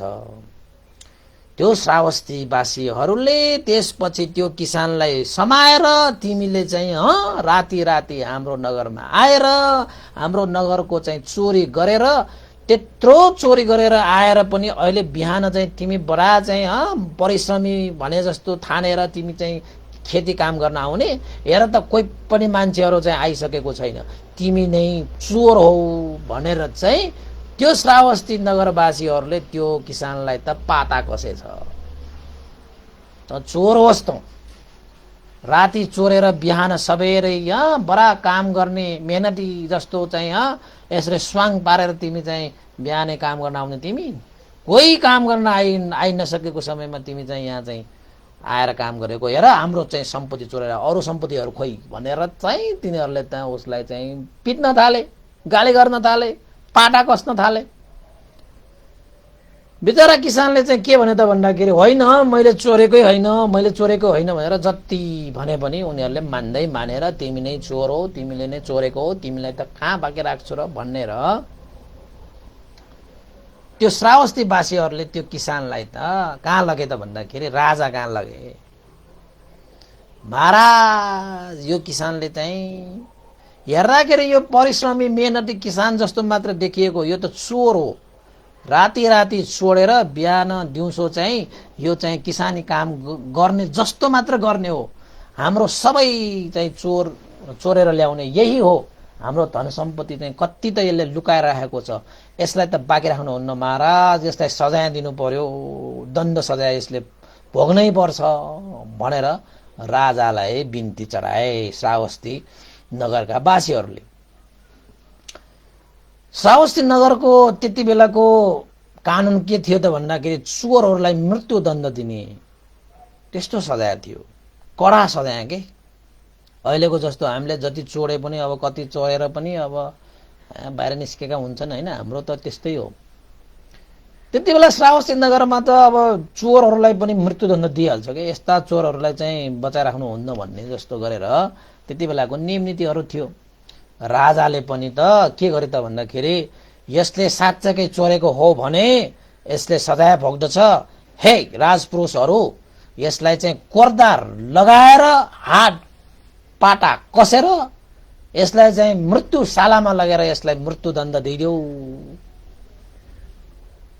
भनेर चाहिँ राजाले चाहिँ आदेश दिएपछि अब राजपुरुषहरू जसले चाहिँ मृत्युदण्ड दिन्छन् त्यो राजपुरुषहरूले त्यो चाहिँ किसानलाई पाता कसेर कोर्दा लगाएर मृत्युशालामा उसलाई मृत्युदण्ड दिनको लागि लगिरहेको रहेछ। ल हेर्नुहोस् है,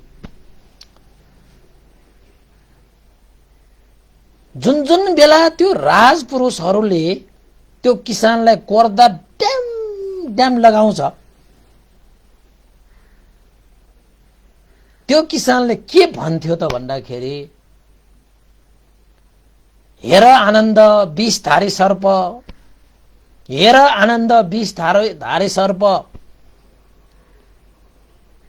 देखे भगवान शास्ता साँच्चै कडा विषधारी सर्प भन्ने चाहिँ भगवान बुद्ध र आनन्द भन्डेको जुन चाहिँ संवाद थियो नि, त्यो संवाद उसले व्यक्त गर्ने कि त्यहाँ चाहिँ अब जतिसुकै चोरेको होइन भन्दाखेरि पनि मानेन। श्रावस्ती नगरवासीहरूले राजालाई चाहिँ सुम्पिहाले, राजाले त मृत्युदण्ड दिनको लागि राजपुरुषलाई सुम्पिहाले। बिचराको त्यो पहिलाको जन्मको कर्मफल भोग गरेको त्यसले होइन, तैपनि त्यो श्रद्धावान भएको कारणले, बुद्ध धर्मसँग प्रति श्रद्धा आस्था गौरव राखेको कारणले उसले चाहिँ होस गर्यो भने उसले चाहिँ उसको कल्याण हुन्छ भनेर भगवान बुद्धले त भेट्न आउनु भएको। भगवान बुद्धले त कल्याण गर्नु पर्यो यसलाई, हुन त यो निर्दोष छ, चोर नै भए त उसले भोग गर्नै पर्थ्यो यो जन्ममा, तर चोरी त गरेको होइन नि उसले होइन। तरै पनि उसले विषधारी सर्प भनेर चाहिँ जुन संवाद भएको थियो त्यो अनुसार त्यसले चाहिँ जुन धनको पोको देखेको, साँच्चै यो भगवान बुद्धले नै विषधारी सर्प भनेको, यहाँ अरू त सर्प छैन भनेर यही धन पोकोलाई उसले विषधारी सर्प भनेको होलान् भनेर चाहिँ सोचेको भए सायद त्यो बात थियो, त्यो दण्ड भोग्नु पर्दैन थियो। अब भगवान बुद्धको कुरालाई पनि अब त्यति गहन रूपमा लिनु भएन, अब पहिलाको कर्म पनि थियो नि त होइन। राजपुरुषहरूले प्रेममा चाहिँ त्यहाँ कोर्दा लगाउँथ्यो, त्यसले के भन्थ्यो, हेर आनन्द यहाँ विषधारी सर्प, देखे भगवान शास्ता साँच्चै कडा विषधारी सर्प रहेछ भन्थ्यो। फेरि अलिकति अगाडि बढ्थ्यो, फेरि कोर्दा हान्थ्यो, फेरि भन्थ्यो हेर आनन्द विषधारी सर्प, देखे भगवान शास्ता कडा विषधारी सर्प रहेछ भनेर भनेको। खालि उनीहरूले एकचोटि चाहिँ कोर्दाले हान्दाखेरि त्यही कुरा त्यही संवाद दोहोऱ्याउँथ्यो कि राजपुरुषहरूले त सुने।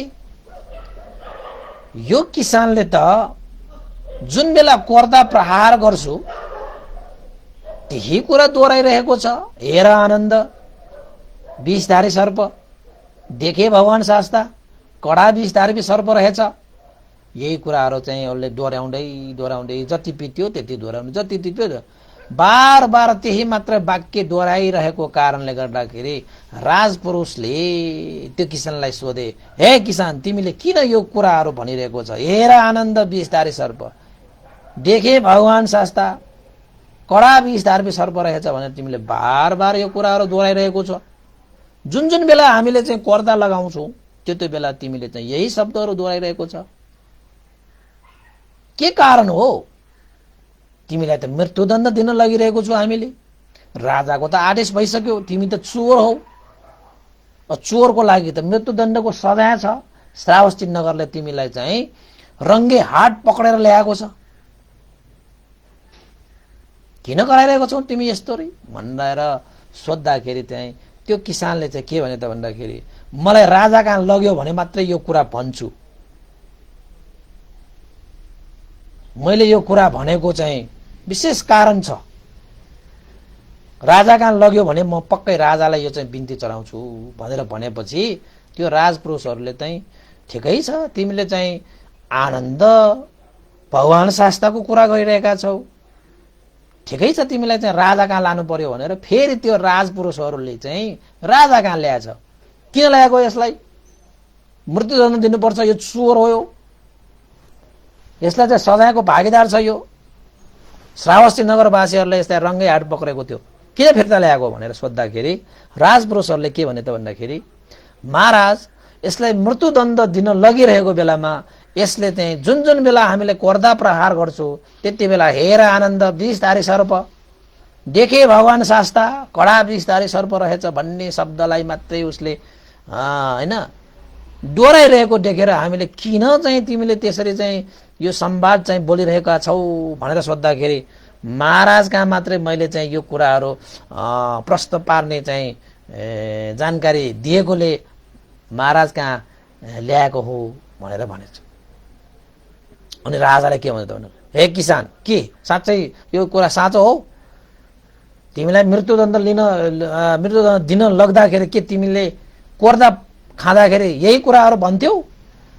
हे आनन्द विषधारी सर्प, देखे भगवान शास्ता, साँच्चै के विषधारी सर्प हो भनेर, सर्प रहेछ भनेर जुन वाक्यहरू चाहिँ यो राजपुरुषहरूले भनिरहेका छन्, हे किसान, के यो सत्य हो भनेर भन्दाखेरि त्यो किसानले त के भने त भन्दाखेरि, महाराज, यो कुरा सत्य हो।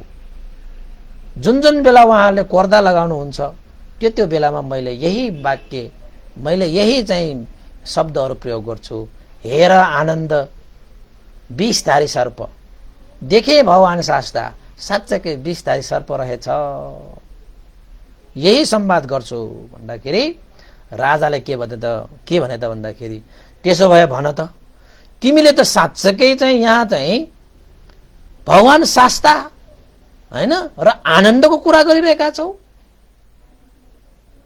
ल भन त, किन तिमीले भगवान शास्ता र आनन्दको यो संवाद विषधारी सर्प रे, आनन्द रे, भगवान शास्ता रे, देखे रे, हेर रे, यसको तात्पर्य के हो त?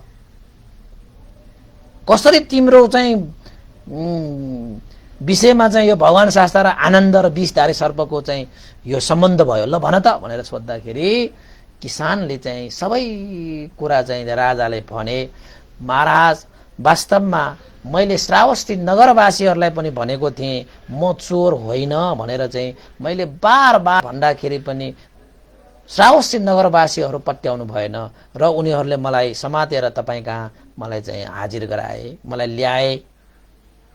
तर महाराज, मैले त्यो धन सम्पत्ति चोरेको होइन, म बिहान सबैले आफ्नो चाहिँ परिश्रम गरेर खाने मान्छे, आफ्नो खेतमा काम गरिरहेको थिएँ, त्यति बेला भगवान शास्ता पनि आउनु भएको थियो, आनन्द बन्द सहित चाहिँ अरू भिक्षुहरूलाई पनि भिक्षाटनको लागि आउनु भएको थियो।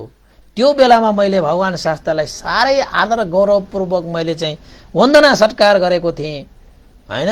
भगवान शास्त्रले मलाई चाहिँ कल्याण भइस् भनेर चाहिँ मलाई चाहिँ आशीर्वाद पनि दिनुभएको थियो र उहाँहरूलाई बिदा भएपछि उहाँहरू अलिकति अगाडि जानु हुँदाखेरि भगवान शास्त्रले रोकेर हेर आनन्द विषधारी सर्प भनेर भन्नुभएको थियो र आनन्द भन्तेले चाहिँ देखेँ भगवान शास्त्र साँच्चैकै कडा विषधारी सर्प रहेछ भनेर चाहिँ उहाँहरू जानुभएको थियो।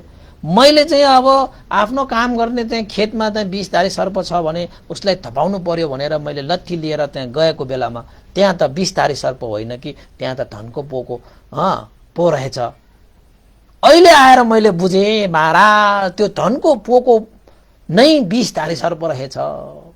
मैले ठाने कि विषधारी सर्प त यहाँ छैन, कहीँ गयो कि भनेर। तर देखेको जुन धनको पोको चाहिँ अब कसैको होइन होला भनेर मैले चाहिँ लिएको चाहिँ हो, तर मैले चोरेको चाहिँ होइन। वास्तवमा भगवान शास्त्रले विषधारी सर्प भनेको केही धनको पोकोलाई भनेको रहेछ। मैले बल्ल बुझेँ।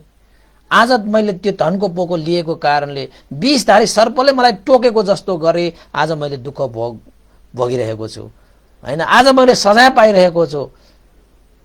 यद्यपि मलाई मृत्युदण्ड दिन गइरहेको छ विषधारी सर्पको विषले त म त अब मरणशय्यामा पो जान लागेको रहेको छु महाराज। त्यसैले म चोर चाहिँ होइन, मैले चोरेको चाहिँ छैन। भगवान शास्त्रहरू त्यसरी नै कुरा गरेको सुनेर मैले त्यहाँ गएर हेर्दाखेरि त्यो धनको पोको पाएको कोही पनि मान्छे छैन र मैले लिएको मात्रै हो। तर श्रावस्ती नगरवासीहरूले पट्याउनु भएन। मलाई पिटेर मलाई चाहिँ राजा कहाँ ल्याए। राजाले तपाईँले पनि मलाई चाहिँ अब मृत्युदण्ड दिने आदेश दिए र उनीहरूले मलाई कोर्टाले हिर्काउँदै लग्दाखेरि चाहिँ मलाई त्यो भगवान शास्त्रले जुन चाहिँ सम्वाद गर्नुभएको त्यो कुरा मलाई याद आयो, मलाई स्मरण आयो। हेर आनन्द विषधारी सर्प देखे भगवान शास्त्र साँच्चै कडा विषधारी सर्प रहेछ भन्ने। वास्तवमा मैले चाहिँ विषधारी भगवान शास्त्रले जुन विषधारी सर्प भनेको चिज मैले नबुझेको रहेछु। त्यही धनको पोको नै विषधारी सर्प रहेछ जुन विषधारी सर्पलाई मैले चाहिँ आफूले लिएर आएको रहेछ। त्यही विषधारी सर्पले आज मलाई दसेछ होइन कि दसेछ होइन, दसेछ। आज त्यही विषको असर मैले भोगिरहेछु। भगवान शास्त्रले चाहिँ साँच्चैकै मलाई होस दिएको रहेछ, तर म बेहोस भएर मैले त्यो धन पोको लिएछु। अहिले मलाई पश्चाताप भइरहेको छ। धनको पोको त्यहाँ थियो त भगवान बुद्ध देखेको छ भने त भगवान बुद्धले नै लिन सक्नुहुन्थ्यो। त्यस्तो लिने भए कसैलाई केही भन्न सक्नुहुन्थ्यो। उहाँले चाहिँ विषधारी सर्प भनेर चाहिँ उहाँले उपमा दिएर मलाई नै होस गर्नुभएको रहेछ। अहिले मैले थाहा पाएँ। त्यो थाहा नपाएर मैले त्यो कार्य गरेँ। अहिले मलाई पश्चाताप भएको छ। मेरो आँसु बगिरहेको छ। मैले त्यो नगर्नु पर्ने विषधारी सर्प भनेर भगवान बुद्धले भनेको त्यो शब्दलाई अलिकति ध्यान दिएको भए आज मैले यति दुःख सहनु पर्ने थिएन भनेर त्यो किसानले महाराजलाई बिन्ती चढाएपछि महाराज त अचम्म भयो। हे राजपुरुषहरू, अब मृत्युदण्ड रोक। यसले त मनुष्य देव ब्रह्माको शास्ता गुरु भगवान बुद्ध र उसको श्रावकसँग आनन्द भन्तेलाई साक्षी राखिरहेको छ कि ऊ चोर होइन भनेर। यस्तो भगवान शास्ता र आनन्द भन्ते जस्तो व्यक्ति साक्षी भएको यो व्यक्तिलाई कसरी हामीले चाहिँ त्यो साक्षीलाई नभेटिकन त्यो साक्षीलाई नै नसोधिकन उसलाई कसरी हामीले मृत्युदण्ड दिन सक्छ। त्यसैले अहिलेको लागि यो मृत्युदण्ड रोक। धन्न यसले यो कुरा प्रस्तुत गर्यो र हामीले चाहिँ बुझे र उसले बुद्ध र आनन्द भन्तेलाई साक्षी राखिरहेको छ कि उनीहरूले देखेपछि ऊ गएर त्यहाँ हेरेको र हेरेपछि त्यो धन मैले लिएको। भगवान बुद्धले विषधारी सर्प भनेको हामीले नबुझेर त्यो सम्पत्तिलाई लिएको रहेछु। रोको एकछिनलाई यो यो यो दण्ड रोको। यसले भगवान शास्त्रलाई साक्षी राखिरहेको छ, आनन्द भन्तेलाई साक्षी राखिरहेको छ कि यो चोर होइन भनेर। त्यसैले म यो किसानलाई लिएर म उसले राखेको साक्षी कहाँ गएर म बुझ्छु। राजा भएपछि न्याय अन्याय छुट्याएर उसलाई सजाय दिन सक्नुपर्छ। अन्याय गर्ने मान्छेलाई सजाय दिने हो हैन। अन्याय नगर्ने मान्छेलाई सजाय हुन गयो भने त्यो पनि महाअन्याय हुन जान्छ। त्यसैले राजपुरुषहरू अहिलेलाई यो मृत्युदण्ड रोक भनेर त्यहाँ मृत्युदण्ड रोक्न लगाए। लगाएपछि महाराजले त्यो किसानलाई लिएर गएछ। कहाँ लिएर गएछ त भन्दाखेरि श्रावस्ती जेतवन बिहारमा। किन त? त्यो किसानले त भगवान बुद्धलाई साक्षी राख्यो नि त, म चोर होइन भनेर। आनन्द भन्तेलाई साक्षी राख्यो नि त, म चोर होइन भनेर। मैले भगवान बुद्धलाई भेटेको थिएँ त्यति बेला, भगवान बुद्धले यस्तो यस्तो संवाद पनि गरेको थिएँ होइन। मैले चाहिँ अब बुझेन, भगवान बुद्धको मैले कुरै बुझेन। 20 धारी सर्प हो तर मैले लिएँ। नलिएको भए हुन्थ्यो। मैले कमाएको धन सम्पत्ति पनि होइन। त्यो ठुलो परिणामको धन सम्पत्ति देखेपछि मान्छेलाई लोभ लाग्ने रहेछ के। अलिकति भयो भने त अलिकति हो भनेर छोड्न सक्ने रहेछ, धेरै भयो भने चाहिँ त्यहाँ के हुँदो रहेछ, लोभ लाग्ने रहेछ। हो त्यसरी भगवान बुद्धले त्यो किसानलाई, अब निर्दोष व्यक्ति त्यसरी चाहिँ पृथकजन थियो होइन। पृथकजनहरूलाई त लोभ लाग्ने स्वाभाविकै हो, तर त्यो निर्दोष व्यक्ति भएको कारणले भगवान बुद्धले मैले त्यहाँ गएर भेटेँ भने उसलाई चाहिँ रक्षा हुन्छ भनेर भगवान बुद्ध स्वयंले रक्षा गर्न आएको। तपाईँलाई पनि रक्षा गर्न आउन सक्छ तपाईँ साँच्चै धर्मात्मा हो भने। यद्यपि भगवान बुद्धको रूपै लिएर आउँदैन होला, तर कता कता कता कसरी कसरी तपाईँलाई रक्षा चाहिँ हुन्छ है। त्यो बुद्धले तपाईँलाई रक्षा गर्छ, धर्मले तपाईँलाई रक्षा गर्छ, सङ्घले तपाईँलाई रक्षा गर्छ। यसको माने तपाईँ सही हुनुहुन्छ, सत्य हुनुहुन्छ भने जसरी पनि तपाईँलाई चाहिँ त्रिरत्नको अनुभावले तपाईँको जीवन रक्षा हुन्छ, सुरक्षित हुन्छ। यो लोक र परलोकमा, यो लोकमा मात्र होइन, त्यस्तो अनुभाव हुन्छ के। त्यति बेला भगवान बुद्ध त्यति बेला हुँदाखेरि त उहाँले चाहिँ शरीर ग्रहण गरिरहेको बेलामा, पञ्चस्कन्ध ग्रहण गरिरहेको बेलामा त आफै हिँडेर चाहिँ उपकार गर्नुहुन्थ्यो। गए त्यो राजा चाहिँ किसानलाई लिएर भगवान बुद्ध कहाँ गए। भगवान बुद्ध कहाँ गएर चाहिँ वन्दना गरेर आदर गौरव गरेर सत्कार गरिसकेपछि जहाँ उपयुक्त छ त्यो ठाउँमा बसिसकेपछि भगवान बुद्धसँग चाहिँ सन्चो बिसन्चोको होइन आदि इत्यादि विषयमा छलफल भइसकेपछि राजाले भगवान शास्तालाई बिन्ती गरे, भगवान शास्ता यो किसान चोरको मुद्दामा यसलाई मृत्युदण्ड तोकेको थिए, तर यो किसानले तपाईं जस्तो महान देवता ब्रह्मा मनुष्यहरूको गुरु जस्तो भगवान बुद्धलाई उसले साक्षी राखिरहेको छ, आनन्द भन्तेलाई साक्षी राखेको छ। त्यसैले यो किसानले म चोर होइन भनेर बार बार भनिरहेको छ, तपाईलाई साक्षी राखिरहेको छ। के यो साँचो हो भगवान शास्ता भनेर चाहिँ राजाले भगवान शास्तालाई सोधेछ, बिन्ती चढाएछ र भगवान शास्ताले भएका सबै घटनाहरू विस्तृत रूपमा राजालाई सुनाए। वास्तवमा मैले चाहिँ 20 धारी सर्प पनि भनेर गएको थिएँ आनन्द भन्तेलाई देखाएर। यो किसानले 20 धारी सर्पलाई नजानिकन उसले 20 धारी सर्पलाई लियो र यस्तो भोग गर्नु पर्यो। वास्तवमा यो किसान चोर चाहिँ होइन भनेर चाहिँ आखिरमा भगवान शास्त्रले सत्य तथ्य कुराहरू त्यहाँ चाहिँ छल्लङ्ग पारिदिएपछि भगवान बुद्धले त्यही बेला राजा र त्यो किसानलाई उपदेश दिएको थियो, नतं कम्मं कतं साधु यं कत्वा अनुतप्पति यस्स अस्सु मुखो रोदं विपाकं पतिसेवति। त्यस्तो काम नगर्नु जुन कामको फल भोग गर्दाखेरि आँसु बगाएर पछुतो गर्नु पर्ला, त्यस्तो काम सज्जनहरूले त्यागेकै राम्रो, त्यागेकै बेस छ भनेर भगवान शास्ताले राजा सहित त्यो चाहिँ किसानलाई विशेष जोड गरेर चाहिँ उपदेश दिनुभयो कि मान्छेहरूले जीवनमा यस्तो काम गर जुन काम गरेपछि पछि पछुताउनु नपरोस्, आँसु बगाउनु नपरोस्। असल मान्छे, ज्ञानी मान्छे, सत्पुरुष मान्छे, सज्जन मान्छेले त जुन काम गर्दाखेरि पछि पछि खुसी हुन पाउँछ, सन्तोष हुन पाउँछ, पश्चातापबाट अलग्ग हुन पाउँछ, त्यस्तो कार्य मात्रै सम्पादन गर्न राम्रो।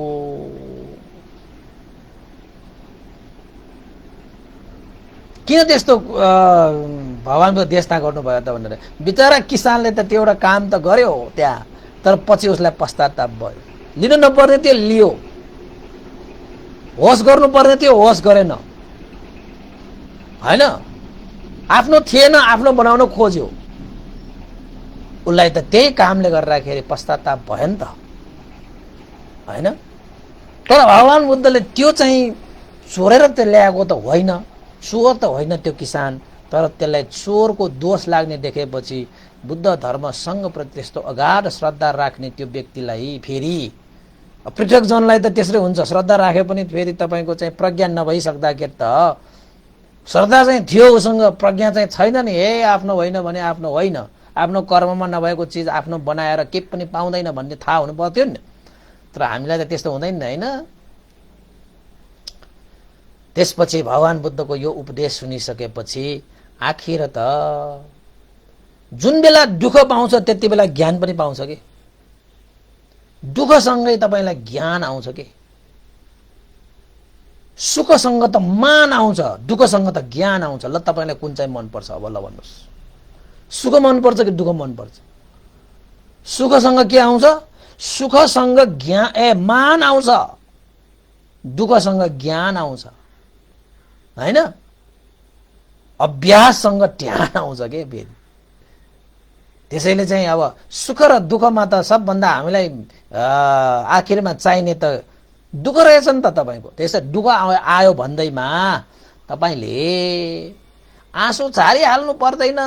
जिन्दगी नै दुःख हो, अरू दुःख आएर के भयो त? दुःखलाई त सम्हाल्दै अगाडि बढ्ने हो। अहिलेसम्म तपाईँले पनि दुःखलाई सम्हाल्दै अगाडि बढ्ने भएकै हो। त्यसैले दुःखसँग ज्ञान आउँछ, सुखसँग मान आउँछ। त्यसैले सुख आउँदाखेरि होस गर्नुहोस्, नत्र भने तपाईँले मान, अभिमान, घमण्ड, ईर्ष्या तपाईँले चढ्न थाल्छ। दुःख आयो भनेर आँसु नझार्नुहोस्, दुःख आयो भनेर असन्तोष नहुनुहोस्। दुःखसँगै ज्ञान पनि आएको हुन्छ, त्यसलाई होस राख्नुहोस्। ज्ञान लिन सकिन्छ है दुःखसँग। त्यसैले त दुःख आओस् भन्छु म त। दुःखलाई बुझ्न सकियो भने तपाईँले ज्ञान प्राप्त गरे। सुखले त तपाईँलाई होस गर्न सक्नु भएन भने त तपाईँले त मान पाउँछ, अभिमान पाउँछ, घमण्ड पाउँछ सुखले। त्यसैले चाहिँ होस राख्नु, होइन, स्मृति राख्नु, अप्रमादी भएर बस्नु मुख्य कुरा हो। सुख आए पनि अप्रमादी हुनु, होस राख्नु, जागृत भएर बस्नु, त्यससँगै आउने मानबाट तपाईँ बच्नुपर्छ। दुःख आयो भन्दैमा तपाईँले आँसु झारेर छाती पिटेर नबस्नुहोस्, अप्रमादी भएर बस्नुहोस्, स्मृतिवान भएर बस्नुहोस्, होस राखेर बस्नुहोस्। किन त भन्दाखेरि दुःख आयो भने तपाईँसँग दुःख सँगसँगै ज्ञान आउँछ कि। त्यो ज्ञानलाई तपाईँले प्राप्त गर्न सक्नुभयो भने त जति सुकै ठुलो दुःख आए पनि के भयो त, हिम्मत गर्ने, परिश्रम गर्ने मान्छेहरूलाई जतिसुकै अग्लो हिमाल भए पनि उसले आफ्नो त्यो चुचुरोलाई पनि आफ्नो खुट्टा मुनि राख्छ। पहाड चढेर भए पनि त्यो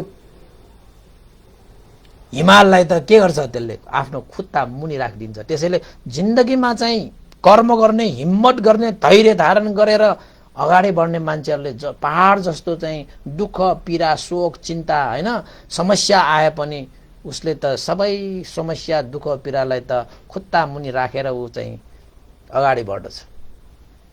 भगवान बुद्धले यही कुराहरू सिकाउनुहुन्छ। जीवनलाई चाहिँ सार्थक तुल्याउनको निमित्त यस्ता चाहिँ विविध चाहिँ ज्ञानवर्धक कुराहरूलाई हामीले चाहिँ सुन्दै गयो भने, जान्दै गयो भने, श्रमणहरूसँग सङ्गत गर्दै गयो भने, धर्मको अध्ययन गर्दै गयो भने, धर्मको अभ्यास गर्दै गयो भने तपाईँको जीवनमा श्रद्धा वृद्धि हुन्छ, प्रज्ञा वृद्धि हुन्छ। र यो श्रद्धा र यो प्रज्ञाले तपाईँको कर्म परिशुद्ध गर्छ। कायिक कर्म, वाचिक कर्म र मानसिक कर्मलाई शुद्ध गर्छ। र काय, वाक, चित्त शुद्ध भइसकेपछि न तपाईँले गरेको जुन धर्महरू छन् त्यो धर्म पनि शुद्ध हुन्छ, त्यसपछि मर्म पनि शुद्ध हुन्छ, तपाईँको जीवन सार्थक हुन्छ। यसरी चाहिँ नाना थरीका विषयवस्तुहरूमाथि भगवान बुद्धले अघि नै भनिसके। जुन कार्यको फल भोग गर्दाखेरि आँसु बगाएर पछुतो गर्नु पर्ला यस्तो काम सज्जनहरूले कहिले गर्नुहुन्न भनेर भगवान बुद्धले त्यो चाहिँ किसानलाई उपदेश गर्नु हुँदाखेरि उसलाई त धेरै दुःख आएको भयो नि हैन। त्यति बेला त्यो दुःखसँग के आउँछ रे? ज्ञान आउँछ के। किसानलाई त दुःख आयो। दुःख भयो भने तपाईले चाहिँ धर्म सुन्दाखेरि पनि छुन्छ। सुख भइरहेको बेला नाचिरहेको बेलामा सुनाउ त छुँदैन। त त्यस्तो हैन दुःख आइपर्दाखेरि उसले त खुद अनुभव गरिसकेको छ दुःखको। त्यसैले भगवान बुद्धको यो उपदेश सँगै हुन त दुःख भोगेको त्यो किसानले भगवान बुद्धको उपदेश सुनेपछि दुःखसँगै आउने ज्ञानलाई उसले प्राप्त गरेर आखिर किसान चाहिँ श्रोतापन्न मार्गफलमा प्रतिष्ठित भए। आजकै दिन चोर भनेर मृत्युदण्ड दिन ल्याएको त्यो किसानले पनि भगवान बुद्धसँग भेट हुँदाखेरि त के भए? श्रोतापन्न फल पाए। महाराजले चाहिँ हात बिन्ती गरेर भगवान शास्त्रलाई के भने त भन्दाखेरि, भगवान शास्त्र मैले पनि ठुलै एउटा अन्यायपूर्ण निर्णय अन्यायपूर्ण दण्ड दिन लागिरहेको थिएँ। यो किसानले पनि आफ्नो जिन्दगीमा गर्दै नगरेको चाहिँ सजायको भागी हुन लागेको थियो। तपाईसँगको एक भेटले यो किसानको ज्यान बचेको रहेछ, उसको कल्याण भएको रहेको छ। तपाईसँग भेट मात्र नभएको भए आज यो किसानले उसको ज्यान गुमाउने थियो। आज मैले एउटा चाहिँ चोरी नै नगरेको व्यक्तिलाई मैले मृत्युदण्ड दिने थिएँ। तपाईको एउटा आगमन तपाईको एउटा भेटले गर्दाखेरि यहाँ न्याय निसाफै छताछुल्ल रूपमा प्रष्टसँग भयो। ओहो, तपाईको एउटा भेट एउटा क्षणिक भेटले पनि ज्यान बद्दो रहेछ। किसानले त बचाए, धन्य रहेछ भनेर चाहिँ महाराजलाई पनि त्यो धर्म देशना सार्थक भएछ। र किसानले त साँच्चैकै ओहो सत्पुरुषहरूको एक क्षणको भेट पनि महान हुँदो रहेछ। असत्पुरुषहरूसँग सयौं हजारौं कल्पौं बस्नु भन्दाखेरि पनि उनीहरूसँग सत्सङ्ग गर्नु भन्दा पनि सत्सङ्गत हैन सत्पुरुषहरूको एकै क्षणको भेट पनि महान आनिसंस हुने रहेछ। आज मैले भगवान बुद्धलाई यसरी साक्षी राख्न नपाएको भए, आनन्द भन्देलाई मैले साक्षी राख्न नपाएको भए आज मेरो जीवन त अहिले चाहिँ मरणशैयामा म लेटिरहेको हुन्थेँ भनेर उसले चाहिँ अब श्रोतापन्न फल भइसकेपछि अब किसान त मैले आफ्नो जीवनलाई चाहिँ अब सार्थक ल्याउनु पर्छ, यस्ता विषधारी आदि इत्यादिहरूदेखि होस गर्नुपर्छ भन्दै त्यो किसान पनि अब बुद्ध धर्म संघको शरणमा गएर आखिरमा भगवान बुद्धको देशना अनुसार उसले आफ्नो जीवनलाई सम्पादन गरेर राजाले पनि भगवान बुद्धको शिक्षा अनुसार राज्य सञ्चालन गरेर आफ्नो जीवनलाई सार्थक पारेर गए। आजको कृषक कथा चाहिँ लामो छैन, यति नै हो। र यो कथाले चाहिँ हामीलाई सिकाइरहेको छ कि धन सम्पत्ति भनेको विषधारी सर्प हो, काला सर्प हो र अर्काको धन सम्पत्तिलाई लोभ पनि गर्नुहुन्न। त्यो धन सम्पत्ति कसरी आएको, कहाँबाट आएको जानकारी छैन भने त्यस्ता धन सम्पत्तिको पछि लाग्नु पनि बेकार रहेछ। र भगवान बुद्ध भनेका जो निर्दोष व्यक्तिहरू छन्, जो धर्ममा लागिरहेका छन्, त्यस्ता व्यक्तिलाई भगवान बुद्ध स्वयंले उपकार गर्नुहुन्छ, संरक्षण दिनुहुन्छ। त्यसरी नै हामीले पनि आफ्नो जीवनमा धर्म कर्म गरिरहेका छौं भने, धर्म कर्मप्रति हाम्रो श्रद्धा आस्था राख्छन् भने त्यस्ता व्यक्तिहरूलाई त्रिरत्नले अवश्य पनि रक्षा गर्दछ। त्यसमा तपाईं टुक्क भएर बस्नुहोस्। यदि तपाईं सही हुनुहुन्छ भने पक्कै तपाईंलाई सत्य धर्मले तपाईंलाई रक्षा गर्दछ, जीवन सुरक्षित हुन्छ र तपाईंको जीवनमा ठूलै लाभ हुन्छ। भगवान बुद्धको त्यो घटनाको कारणले गर्दाखेरि भगवान बुद्धले सारा त्यो घटनालाई चाहिँ निहालेर हेरिरहनु भएको कारण के हो त भन्दाखेरि त्यसरी चाहिँ त्यो किसान चाहिँ आखिरमा चाहिँ मका आइसकेपछि जुन उपदेश गर्दाखेरि ऊ श्रोतापन्न फलमा प्रतिष्ठित हुन्छ। अब आइन्दा उसले चाहिँ कुनै पनि त्यो 20 धारी त्यो धन सम्पत्तिको लोभ गर्नु परेन। त्योभन्दा महान असंख्य विशाल सम्पत्ति उसले पाए। अब पृथकजन हुँदाखेरि अरूको धन सम्पत्ति उसले लोभ गरेर कतै त राख्न त, तर अब चाहिँ मार्गफलमा प्रतिष्ठित भएको व्यक्ति भएर उसले श्रोतापन्न फल भनेको त यति विशाल छ, यति महान छ कि संसारको इन्द्र महाराज र नागलोकको हीरा मोती ज्वालाल पन्ना जति पनि धनहरू छन् एक ठाउँमा राखेर जोखे पनि श्रोतापन्न फलको चाहिँ 16 भागको 1 भाग पनि हुँदैन रे। श्रोतापन्न फल भनेको त्यस्तो अमूल्य सम्पत्ति हो कि। त्यसैले किसानको चाहिँ उपकार भए। त्यसैले हामीहरूले पनि जीवनमा साँच्चै धर्म कर्म गरिरहेकाहरूलाई त्रिरत्नको आनुभावले हामीलाई रक्षा हुन्छ र हामीले अरूको सम्पत्तिलाई तपाईको 20 धारी सर्प सम्झेर त्योबाट होस गर्नुपर्ने रहेछ। र सत्पुरुषहरूको चाहिँ एक क्षणको सङ्गत पनि हाम्रो जीवनको लागि अमृत समान हुन्छ भने असत्पुरुषहरूसँगको चाहिँ कयौं वर्ष अल्याग वर्षसम्मको त्यस्तो सङ्गतहरू पनि चाहिँ विष तुल्य हुन्छ भन्ने विषयलाई पनि हामीले यो कथाबाट चाहिँ ज्ञान लिन सक्छौं। र सुखसँग भनेको मान पछि लागेर आउँछ भने दुःखसँग ज्ञान पछि लागेर आउँछ। र दुःख आयो भनेर हामीले चाहिँ आत्तिहाल्नु पर्दैन। दुःखसँगै आउने जुन ज्ञानलाई हामीले प्राप्त गर्नुपर्छ। पछि त्यो किसानले संयमित गरे, ओहो भगवान शास्त्रले त्यो 20 धारी सर्प भनेको त त्यही धनको पोको रहेछ भनेर उसले बिस्तारै थाहा पाउँदै पनि जाँदाखेरि अन्ततः भगवान बुद्धलाई भेटेपछि उसले चाहिँ भगवान बुद्धको उपदेश सुनेर श्रोतापन्न फल प्राप्त गरेर लिए है।